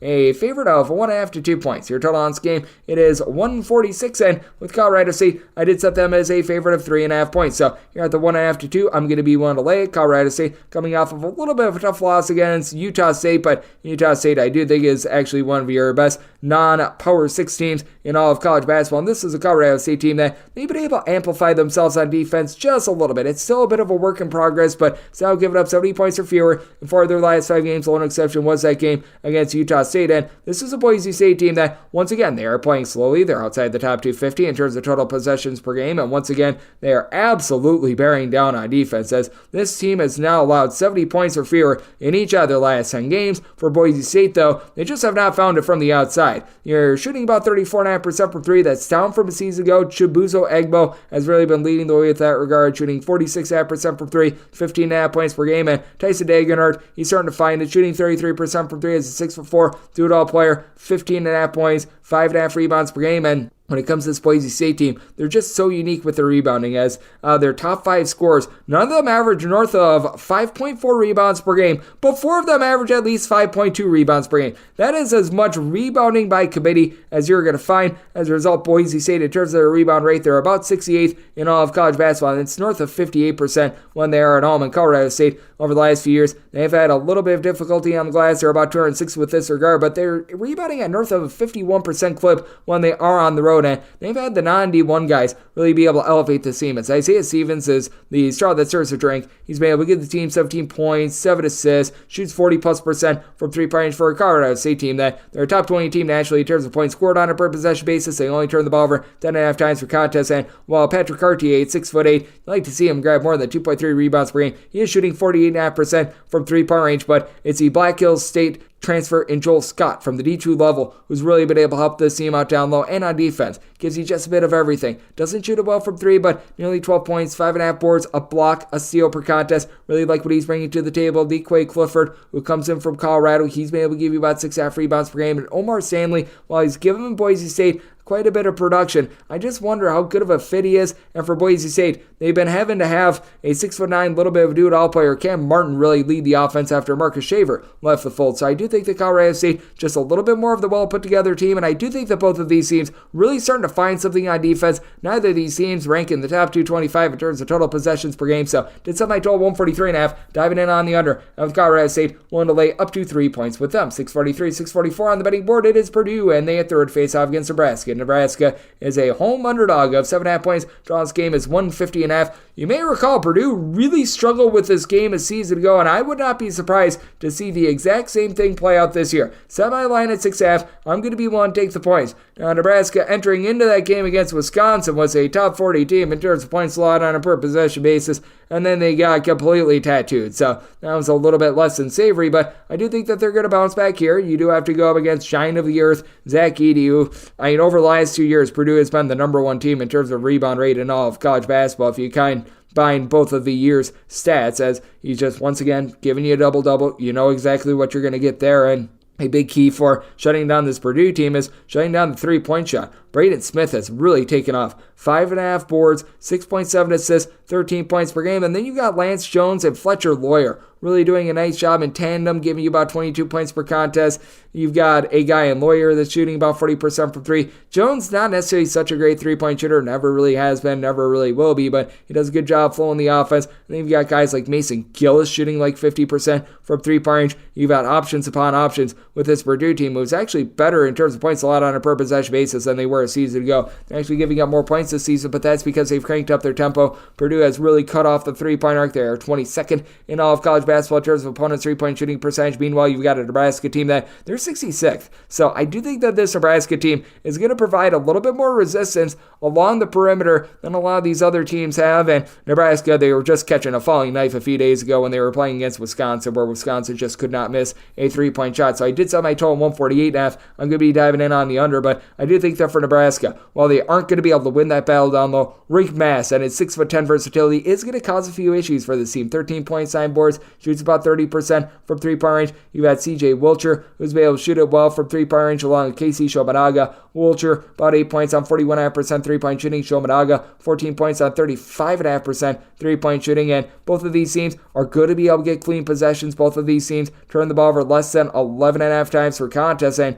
you take a look at both of these bunches, they're not necessarily doing a great job of being able to create a lot of pressure. You don't find that in the Big Ten very often, as Nebraska about 205th in the country in terms of turnovers forced on a per possession basis. Purdue 287th, which falls even further when they're on the road. So I do think that with Nebraska being able to set up their offense, they're going to be able to do a solid job playing a little bit more of a slower brand of basketball. And I do think that that's going to keep them lively in this game. Set my line at a 6.5, so being able to get 7.5, take the points with Nebraska, and set my total 148.5, so also diving under. 645, 646 on the betting board. It is Utah State playing against Wyoming, and Wyoming does find themselves as an underdog of 15 to 15.5 points with your total 148 to 148.5. And when it comes to this Wyoming team, I did set them as an underdog of 13.5 points. I'm going to be willing to take these points. It is a Utah State team that has really been able to do a nice job on defense, with Grace Osabor being able to give you darn near a double-double, 15 plus points, right around 9 to 10 rebounds per game. He has been tremendous for a Utah State team that it's not like they play like with their hair on fire or anything like that. They play a little bit more brisk, at about 117th in the country in terms of total possessions per game. They go up against a Wyoming team that is relatively cut from the same cloth, 142nd in the country with that regard. The big issue that you do have with this Wyoming team is the turnovers. North of 15 turnovers per contest for Wyoming, 232nd in the country. In terms of points allowed on a per possession basis, and a lot of it is fast break buckets that they're giving up. But the good news for them, they're going up against a Utah State team that, I mean, they're okay being able to generate turnovers, but they only generate a turnover in about 15.2% of their possessions in home games. That is a bottom 75 mark in all of college basketball. So I do think that that's actually going to bode well for a bunch that they very much are top heavy. You've been able to get really good production out of Sam Griffin, who was the top scorer over at Tulsa a season ago. He's come in. He's been able to give the team 18 plus points per contest for a Wyoming team that they are really bombing it from three-point range. This Wyoming team entered in the weekend shooting north of 39.5% from three-point range. Took a little bit of a tumble down to 38.8%, but he, along with a Cool Cott, who's been able to give you 15 points per contest, is also shooting 40% from three. The biggest issue that you've had with them, though, is that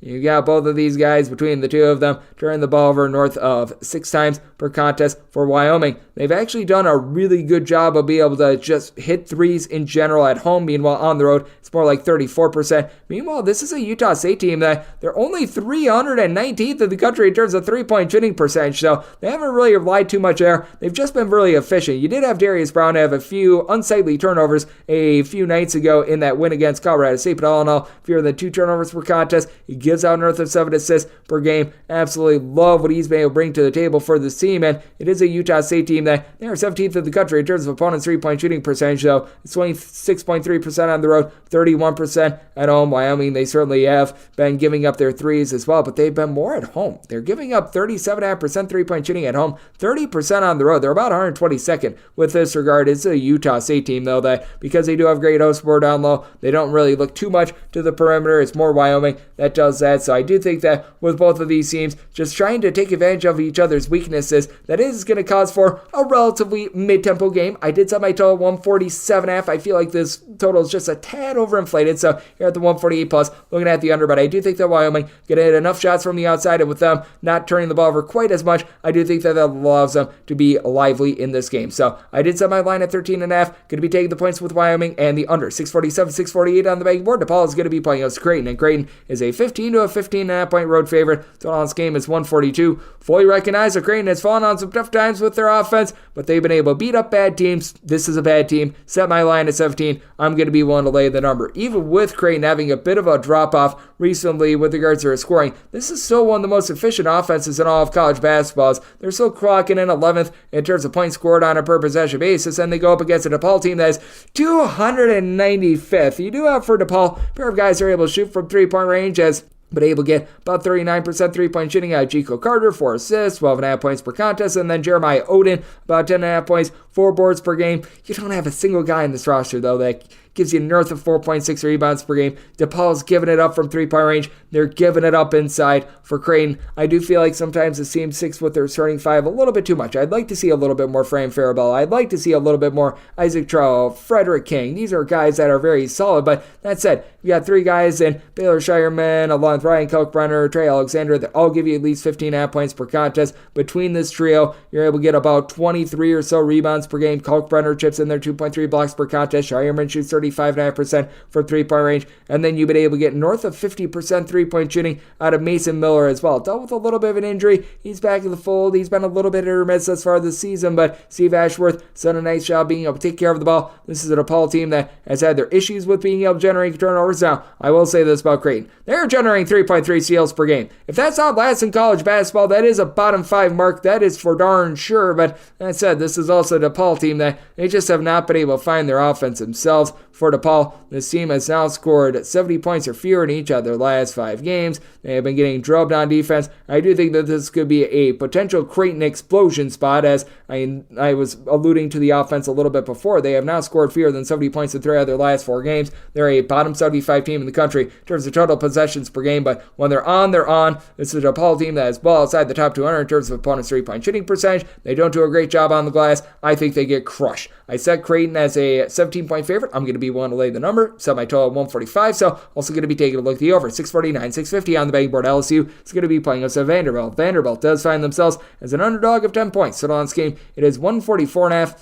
Don't want to get too high on LSU after just one game, and it was a really good game. They go on the road, and they completely dominated, but that said, I am going to be setting this line at 11.5. I'm going to be willing to lay it. This is a Vanderbilt team that, to their credit, they were very in that game against Alabama. They lose by 3, so they were able to get a quality cover, but for this Vanderbilt bunch, do have to wonder how they're going to be able to play defense in this game in terms of points allowed on a per possession basis. One of the worst teams among the power conference teams, as they're 192nd with this regard, giving up 10.3 points more per 100 possessions on the road rather than at home. And for LSU, the biggest issue that you had with this team towards the early part of the season is that they didn't have a point guard. With Jarius Cook out of the fold, they didn't have a single guy that was filling out north of 2.2 assists per contest. Now with him back, this is a team that has been completely transformed, as now you're able to have Jordan Wright play off the ball a little bit more. He's been able to give the team 15 points, 5 boards, a little bit over 2 steals per contest, as he and Cook, they combine for in that neighborhood about 4 steals per contest. With Wright, he's been able to shoot 36% from 3-point range. It is a bunch that they do turn the ball over about 13.5 times per contest. When it comes to Vanderbilt, this team has been okay at being able to generate some steals.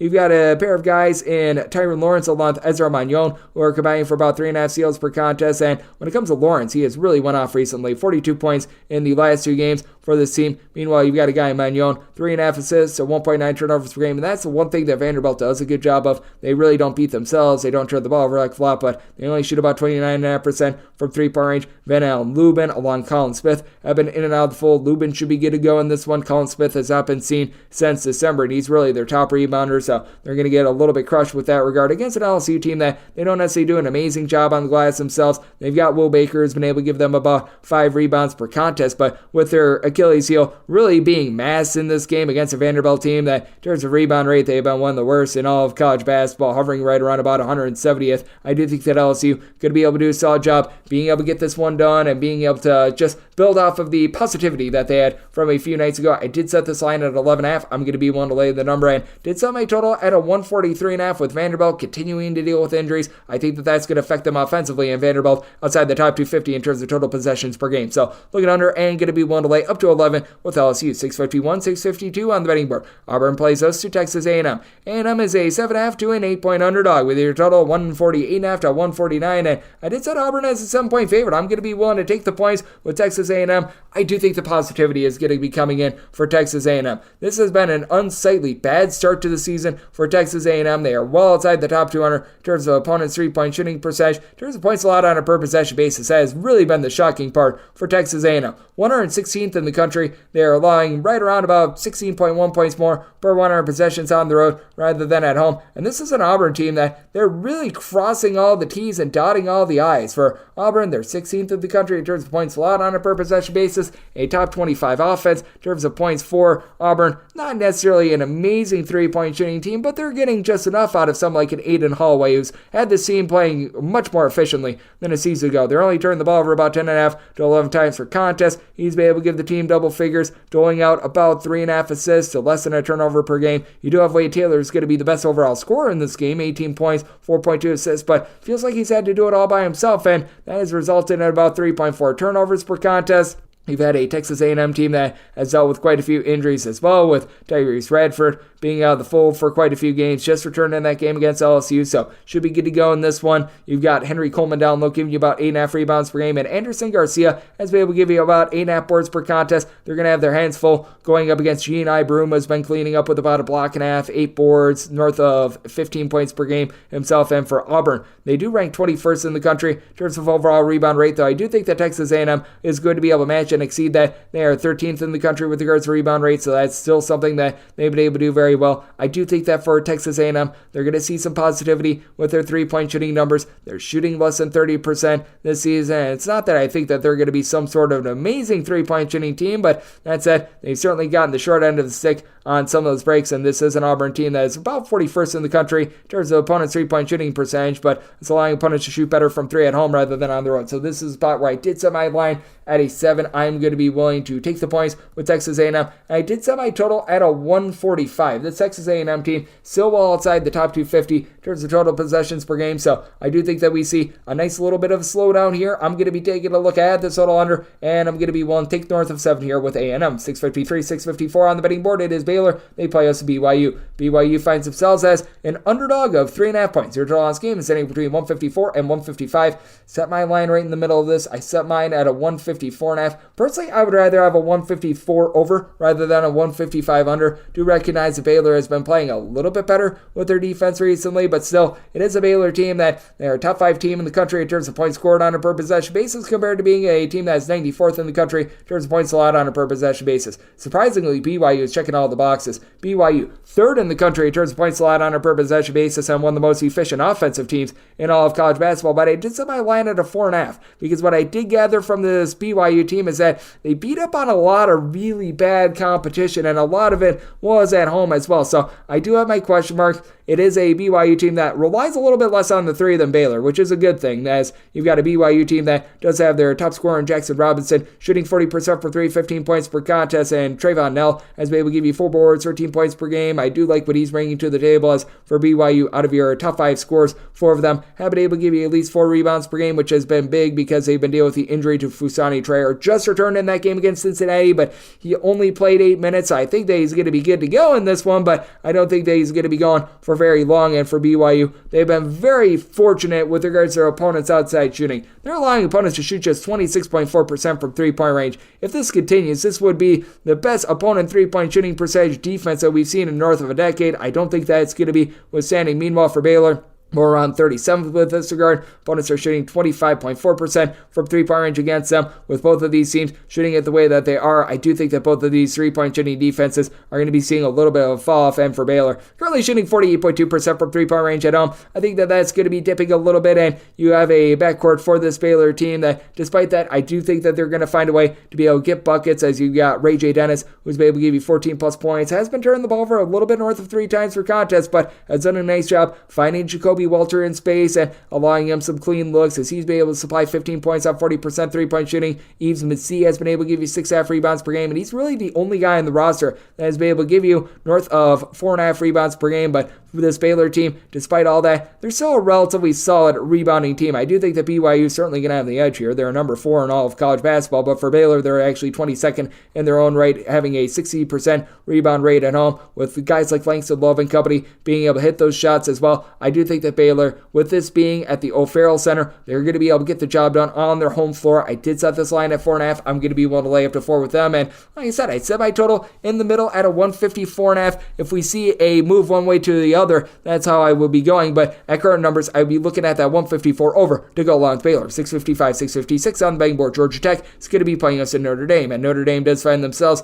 as an underdog of 6.5 points. Totals between 132 and 132.5, and this is going to be our DK Network right to pick this open up at 6. If we can get back to a 6, even better, but set my line at 11. My DK Network right up, that is going to be laying the points with Georgia Tech. This is a Notre Dame offense that is in the bottom 30 nationally in terms of points scored on a per possession basis at home, and you just don't have a lot of help right now for Marcus Burton, as Marcus Burton has been able to do a nice job of being able to ascend for this team a little bit. He's been able to chip in there right around about 16 points, 4 boards, 4 assists, but 4 turnovers per game as well. Nobody else on this roster gives you north of 9.4 points per game, and Notre Dame has been a hot mess with regards to their three-point shooting all season long. They're a bottom 50 team in all of college basketball. It really amplifies when they're on the road, though. On the road, only Texas A&M Corpus Christi is shooting a lower clip from three-point range against them. This is a bunch that they also just have not been able to take care of the ball as well. In a road/neutral court environment for Notre Dame, 322nd in the country in terms of turnovers forced on a per possession basis. Now, we do need to give credit where credit is due. Notre Dame,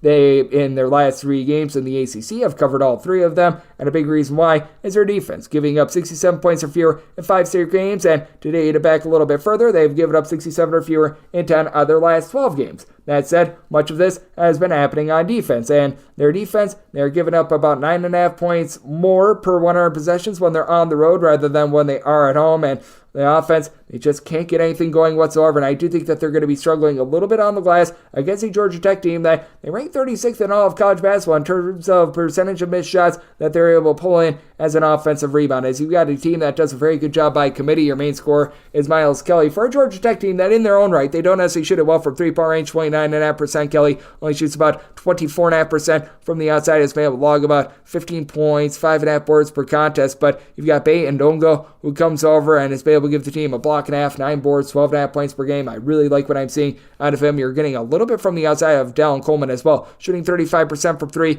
in that neighborhood, about 8 points per contest. And then on the flip side, you've got yourself a Notre Dame team that really outside of Burton, you just aren't finding a lot. Tay Davis has been able to give you about 8 points, 5.5 rebounds per game. In terms of the rebounding, it's not been bad with Kiba Njai when he's been out there giving you about 5.5 rebounds per game, but he's been dealing with some injuries as well. It's a Notre Dame team that they can't take care of the ball. They really can't shoot it from three-point range, and they have yet to break the 60-point plateau when they've been away from South Bend. So my DK Network write-up pick, that is going to be on Georgia Tech laying the number, I should say, in regulation. They have failed to break 60 points when they've been away from South Bend. And with regards to this total, I set mine at a 131, as I just don't think that Notre Dame is going to do their part with this total. So looking at the under in my write-up, that is going to be laying the points with Georgia Tech. 657, 658 on the betting board, it is Pittsburgh, and they are going to be playing us to Duke. And Duke does find themselves as a 5.5 point favorite. And your total on this game, it is 146, and I did set Pittsburgh as a underdog of 5 points, so being able to get 5.5 or more, I'm going to be willing to take those points. It is a Duke team that you do have to have your trepidations with them going on the road. And I do think that Pittsburgh's numbers are a little bit of fool's gold. They're a top 40 team in the country in terms of points allowed on a per possession basis, but just watching this Pittsburgh team, they've really beaten up on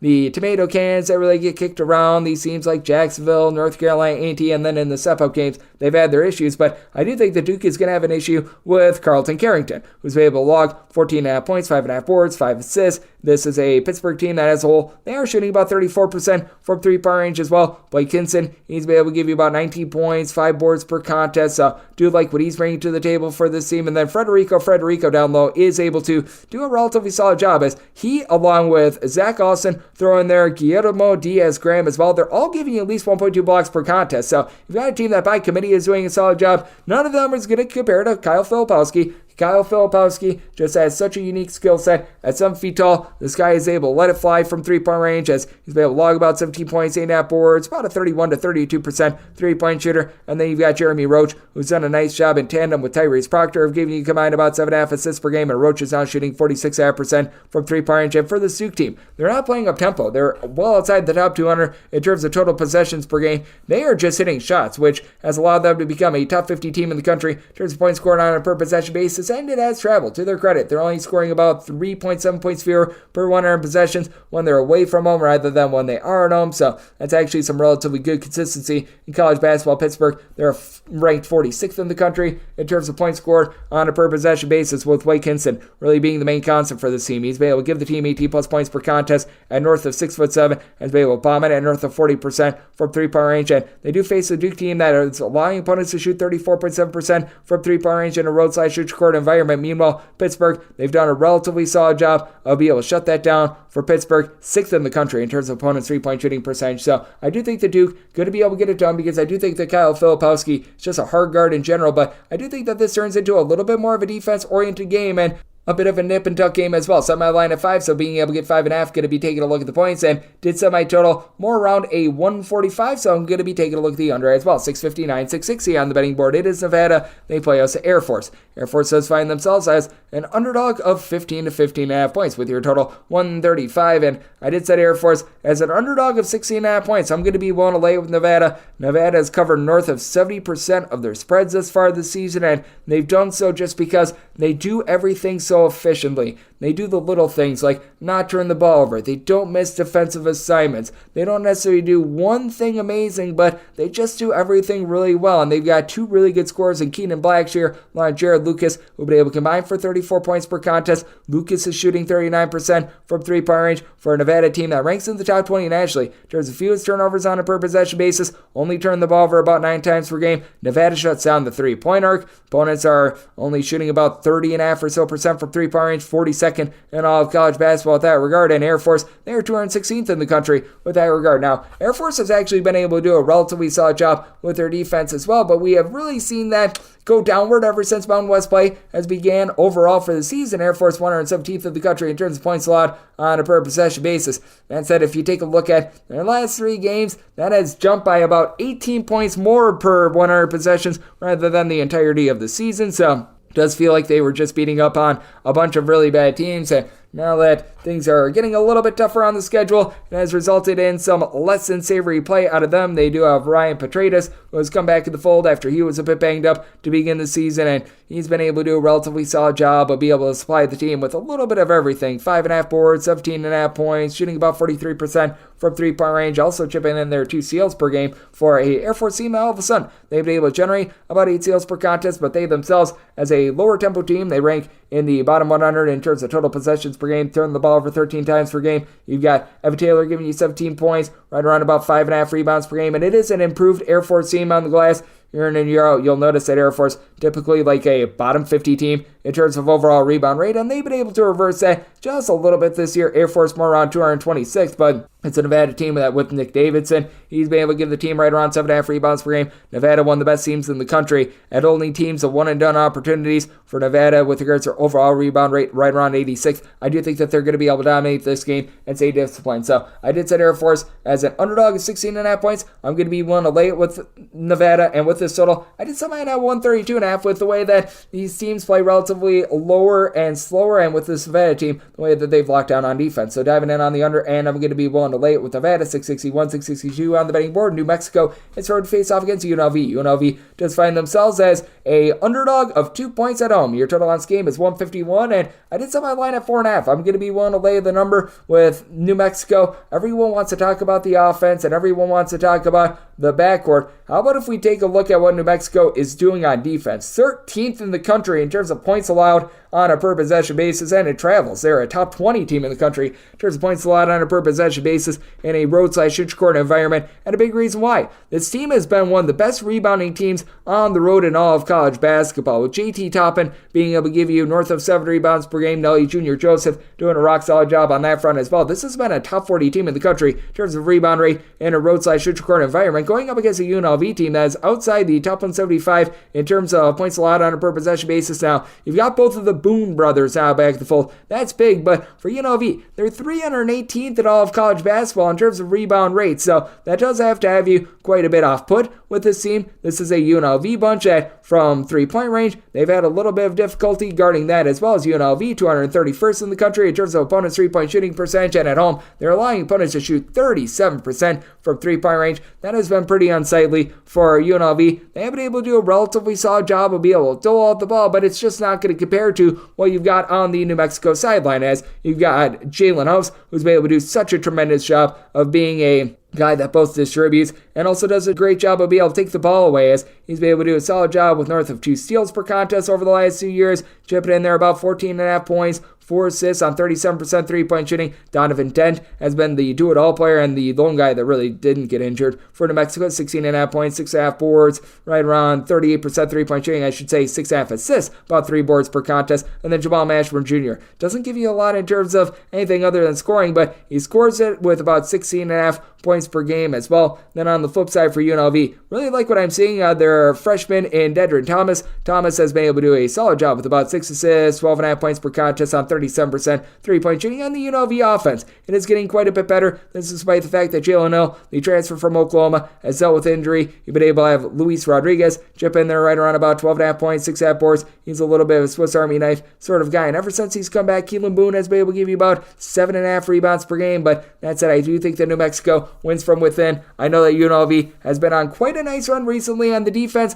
has been able to improve quite a bit for this team, as they have now given up 72 points or fewer in really each of their last 6 games. But this is a New Mexico team that should be able to match at firepower, 65 points or fewer surrender in 3 out of their last 4 games. And it's a New Mexico team that they've got such a good backcourt at being able to put the ball in the basket as well. So this is a circumstance where I'm going to be willing to lay with New Mexico. And with my total, I did set this at a 152.5. So also looking at the over. This is the last game on the normal Las Vegas betting board before we do have one extra game, 663, 664 on the betting board. It is San Diego State. They're they're facing off against San Jose State. San Jose State does find themselves as a underdog of 10.5 to 11 points. Draw on this game is 139.5, and with San Diego State, I did set them as a 13-point favorite. I'm going to be willing to lay the number for San Diego State. They were playing too fast for their own good to begin the season, and now they've gotten back to happy. This defense is really cooking right now. They have given up 61 points or fewer in now each of their last 5 games, and for that matter, they have given up 63 points or fewer in, I believe now, 8 out of their last 9 games, and 67 or fewer in 9 out of their last 10. So this team is back to happy. You've got Jaden Ledee giving you 8.5 boards, 21.5 points per game while shooting 39% from 3-point range. Now, what you want to see a little bit more of is Zarion Trammell and Lamont Butler, 2 guys that were so critical to the team making the national title a season ago, and Butler has been able to give you about 3.5 assists per contest, but both of these guys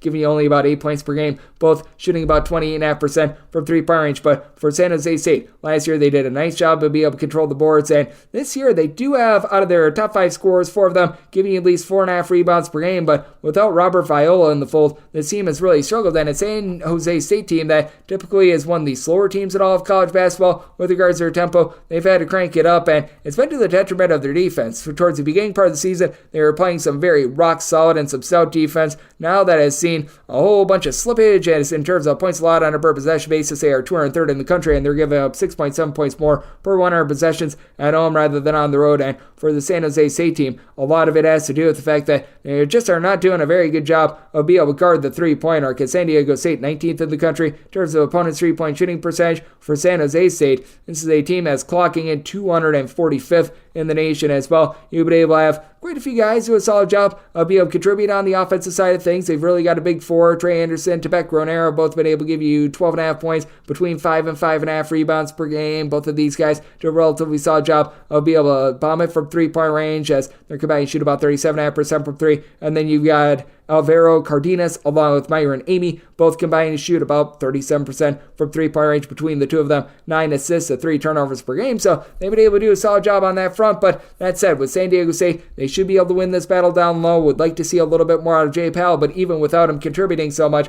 I do think that's going to be an issue for a San Jose State team that just has not seen a three-point shooting defense quite like this. So I did set San Diego State as a favorite of 13 points, did set my total at 135, so also diving in on the under. Now let's hit our low.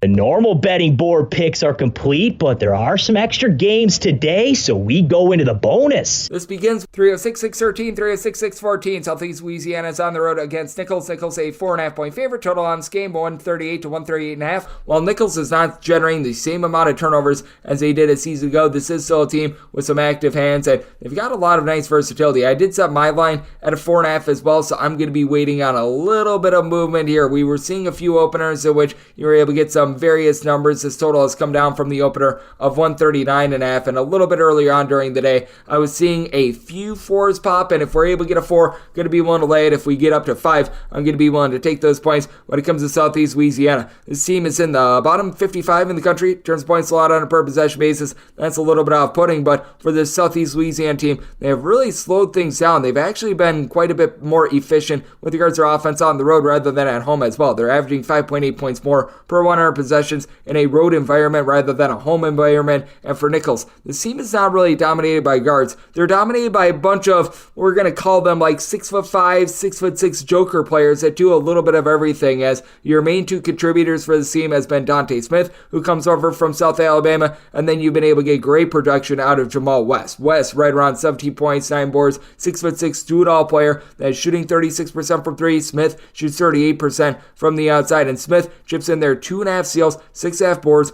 14.5 points per game. That is going to be a lot for the Southeast Louisiana team to be able to go up against. And now you've got Byron Ireland, who's been able to elevate this Nicholls backcourt a little bit as well. It's a team that they only generate about 7 turnovers per game thus far this season in terms of live ball steals, but for Southeast Louisiana, they're actually equipped to be able to take on this sort of a team, with Roger McFarland at 6'5", being a do-it-all player, shoots 34% from 3, 13.5 points, 7 boards per game. Out of your top 4 scorers, 3 of them do give you at least 5.3 rebounds per game. That includes Broden Woodbury, who's been able to give you about 5.5 boards, might be the best shot blocker in this game. It is a Southeast Louisiana team that does need to buckle it down a little bit more with regards to taking care of the ball. As in terms of turnovers per game, they're hovering right around about 14th, but I am a little bit concerned about this Nicholls team on the glass. If you take a look at total rebound rate, this team, one of the lesser ones out there in all of college basketball. Nicholls out of 362 Division I schools, clocking in 333rd. This is actually their first home game of the season, by the way, so they have all road stats. Meanwhile, Southeast Louisiana closer to 208, so I do think that that's going to keep Southeast Louisiana lively in this game. That said, I do think that this total is a little bit too low. Recognize that Southeast Louisiana has been cranking it down with regards to their tempo just a little bit, but both of these teams have had their issues on defense, especially Southeast Louisiana, as I was laying up. But Nicholls, they themselves, 291st in the country in terms of points allowed on a per possession basis. I do think that we get a game close enough for late game felling, so semi-total 144.5, looking at the over, and with Nicholls, want to lay up to 4 with them. At a 5 or more, I'd be willing to take the points with Southeast Louisiana, as this was a game that we saw quite a few 4.5s on yesterday. When this was pulled off the board, it got postponed for a day for some reason. That will wrap things up for the Tuesday edition of Coast to Coast Hoops, now part of the VSiN family of podcasts. If you do like hearing from this fine podcast, Coast to Coast Hoops, you're able to subscribe wherever you get your podcasts: Apple Podcasts, Google Play, Spotify, Stitcher, and TuneIn. If you have a question, comment, segment idea, what have you for this podcast, you do have one of 2 ways we offer those in. First one is my Twitter/X timeline at @GNet_D1. Keep in mind, letters EM maybe does not matter, so as per usual, please do send these into the timeline. And the other way is find an Apple Podcast review. If you rate this podcast 5 stars, it is very much appreciated. From there, you're able to fire in whatever you'd like to hear on this podcast via that 5-star review. Big thanks once again to our main man, Justin Perri, over there at Chocolate Best, for joining me in the last segment. Coming coming at you guys every single day throughout the college basketball season. That means I'm coming at you once again tomorrow. Thank you so much for tuning in.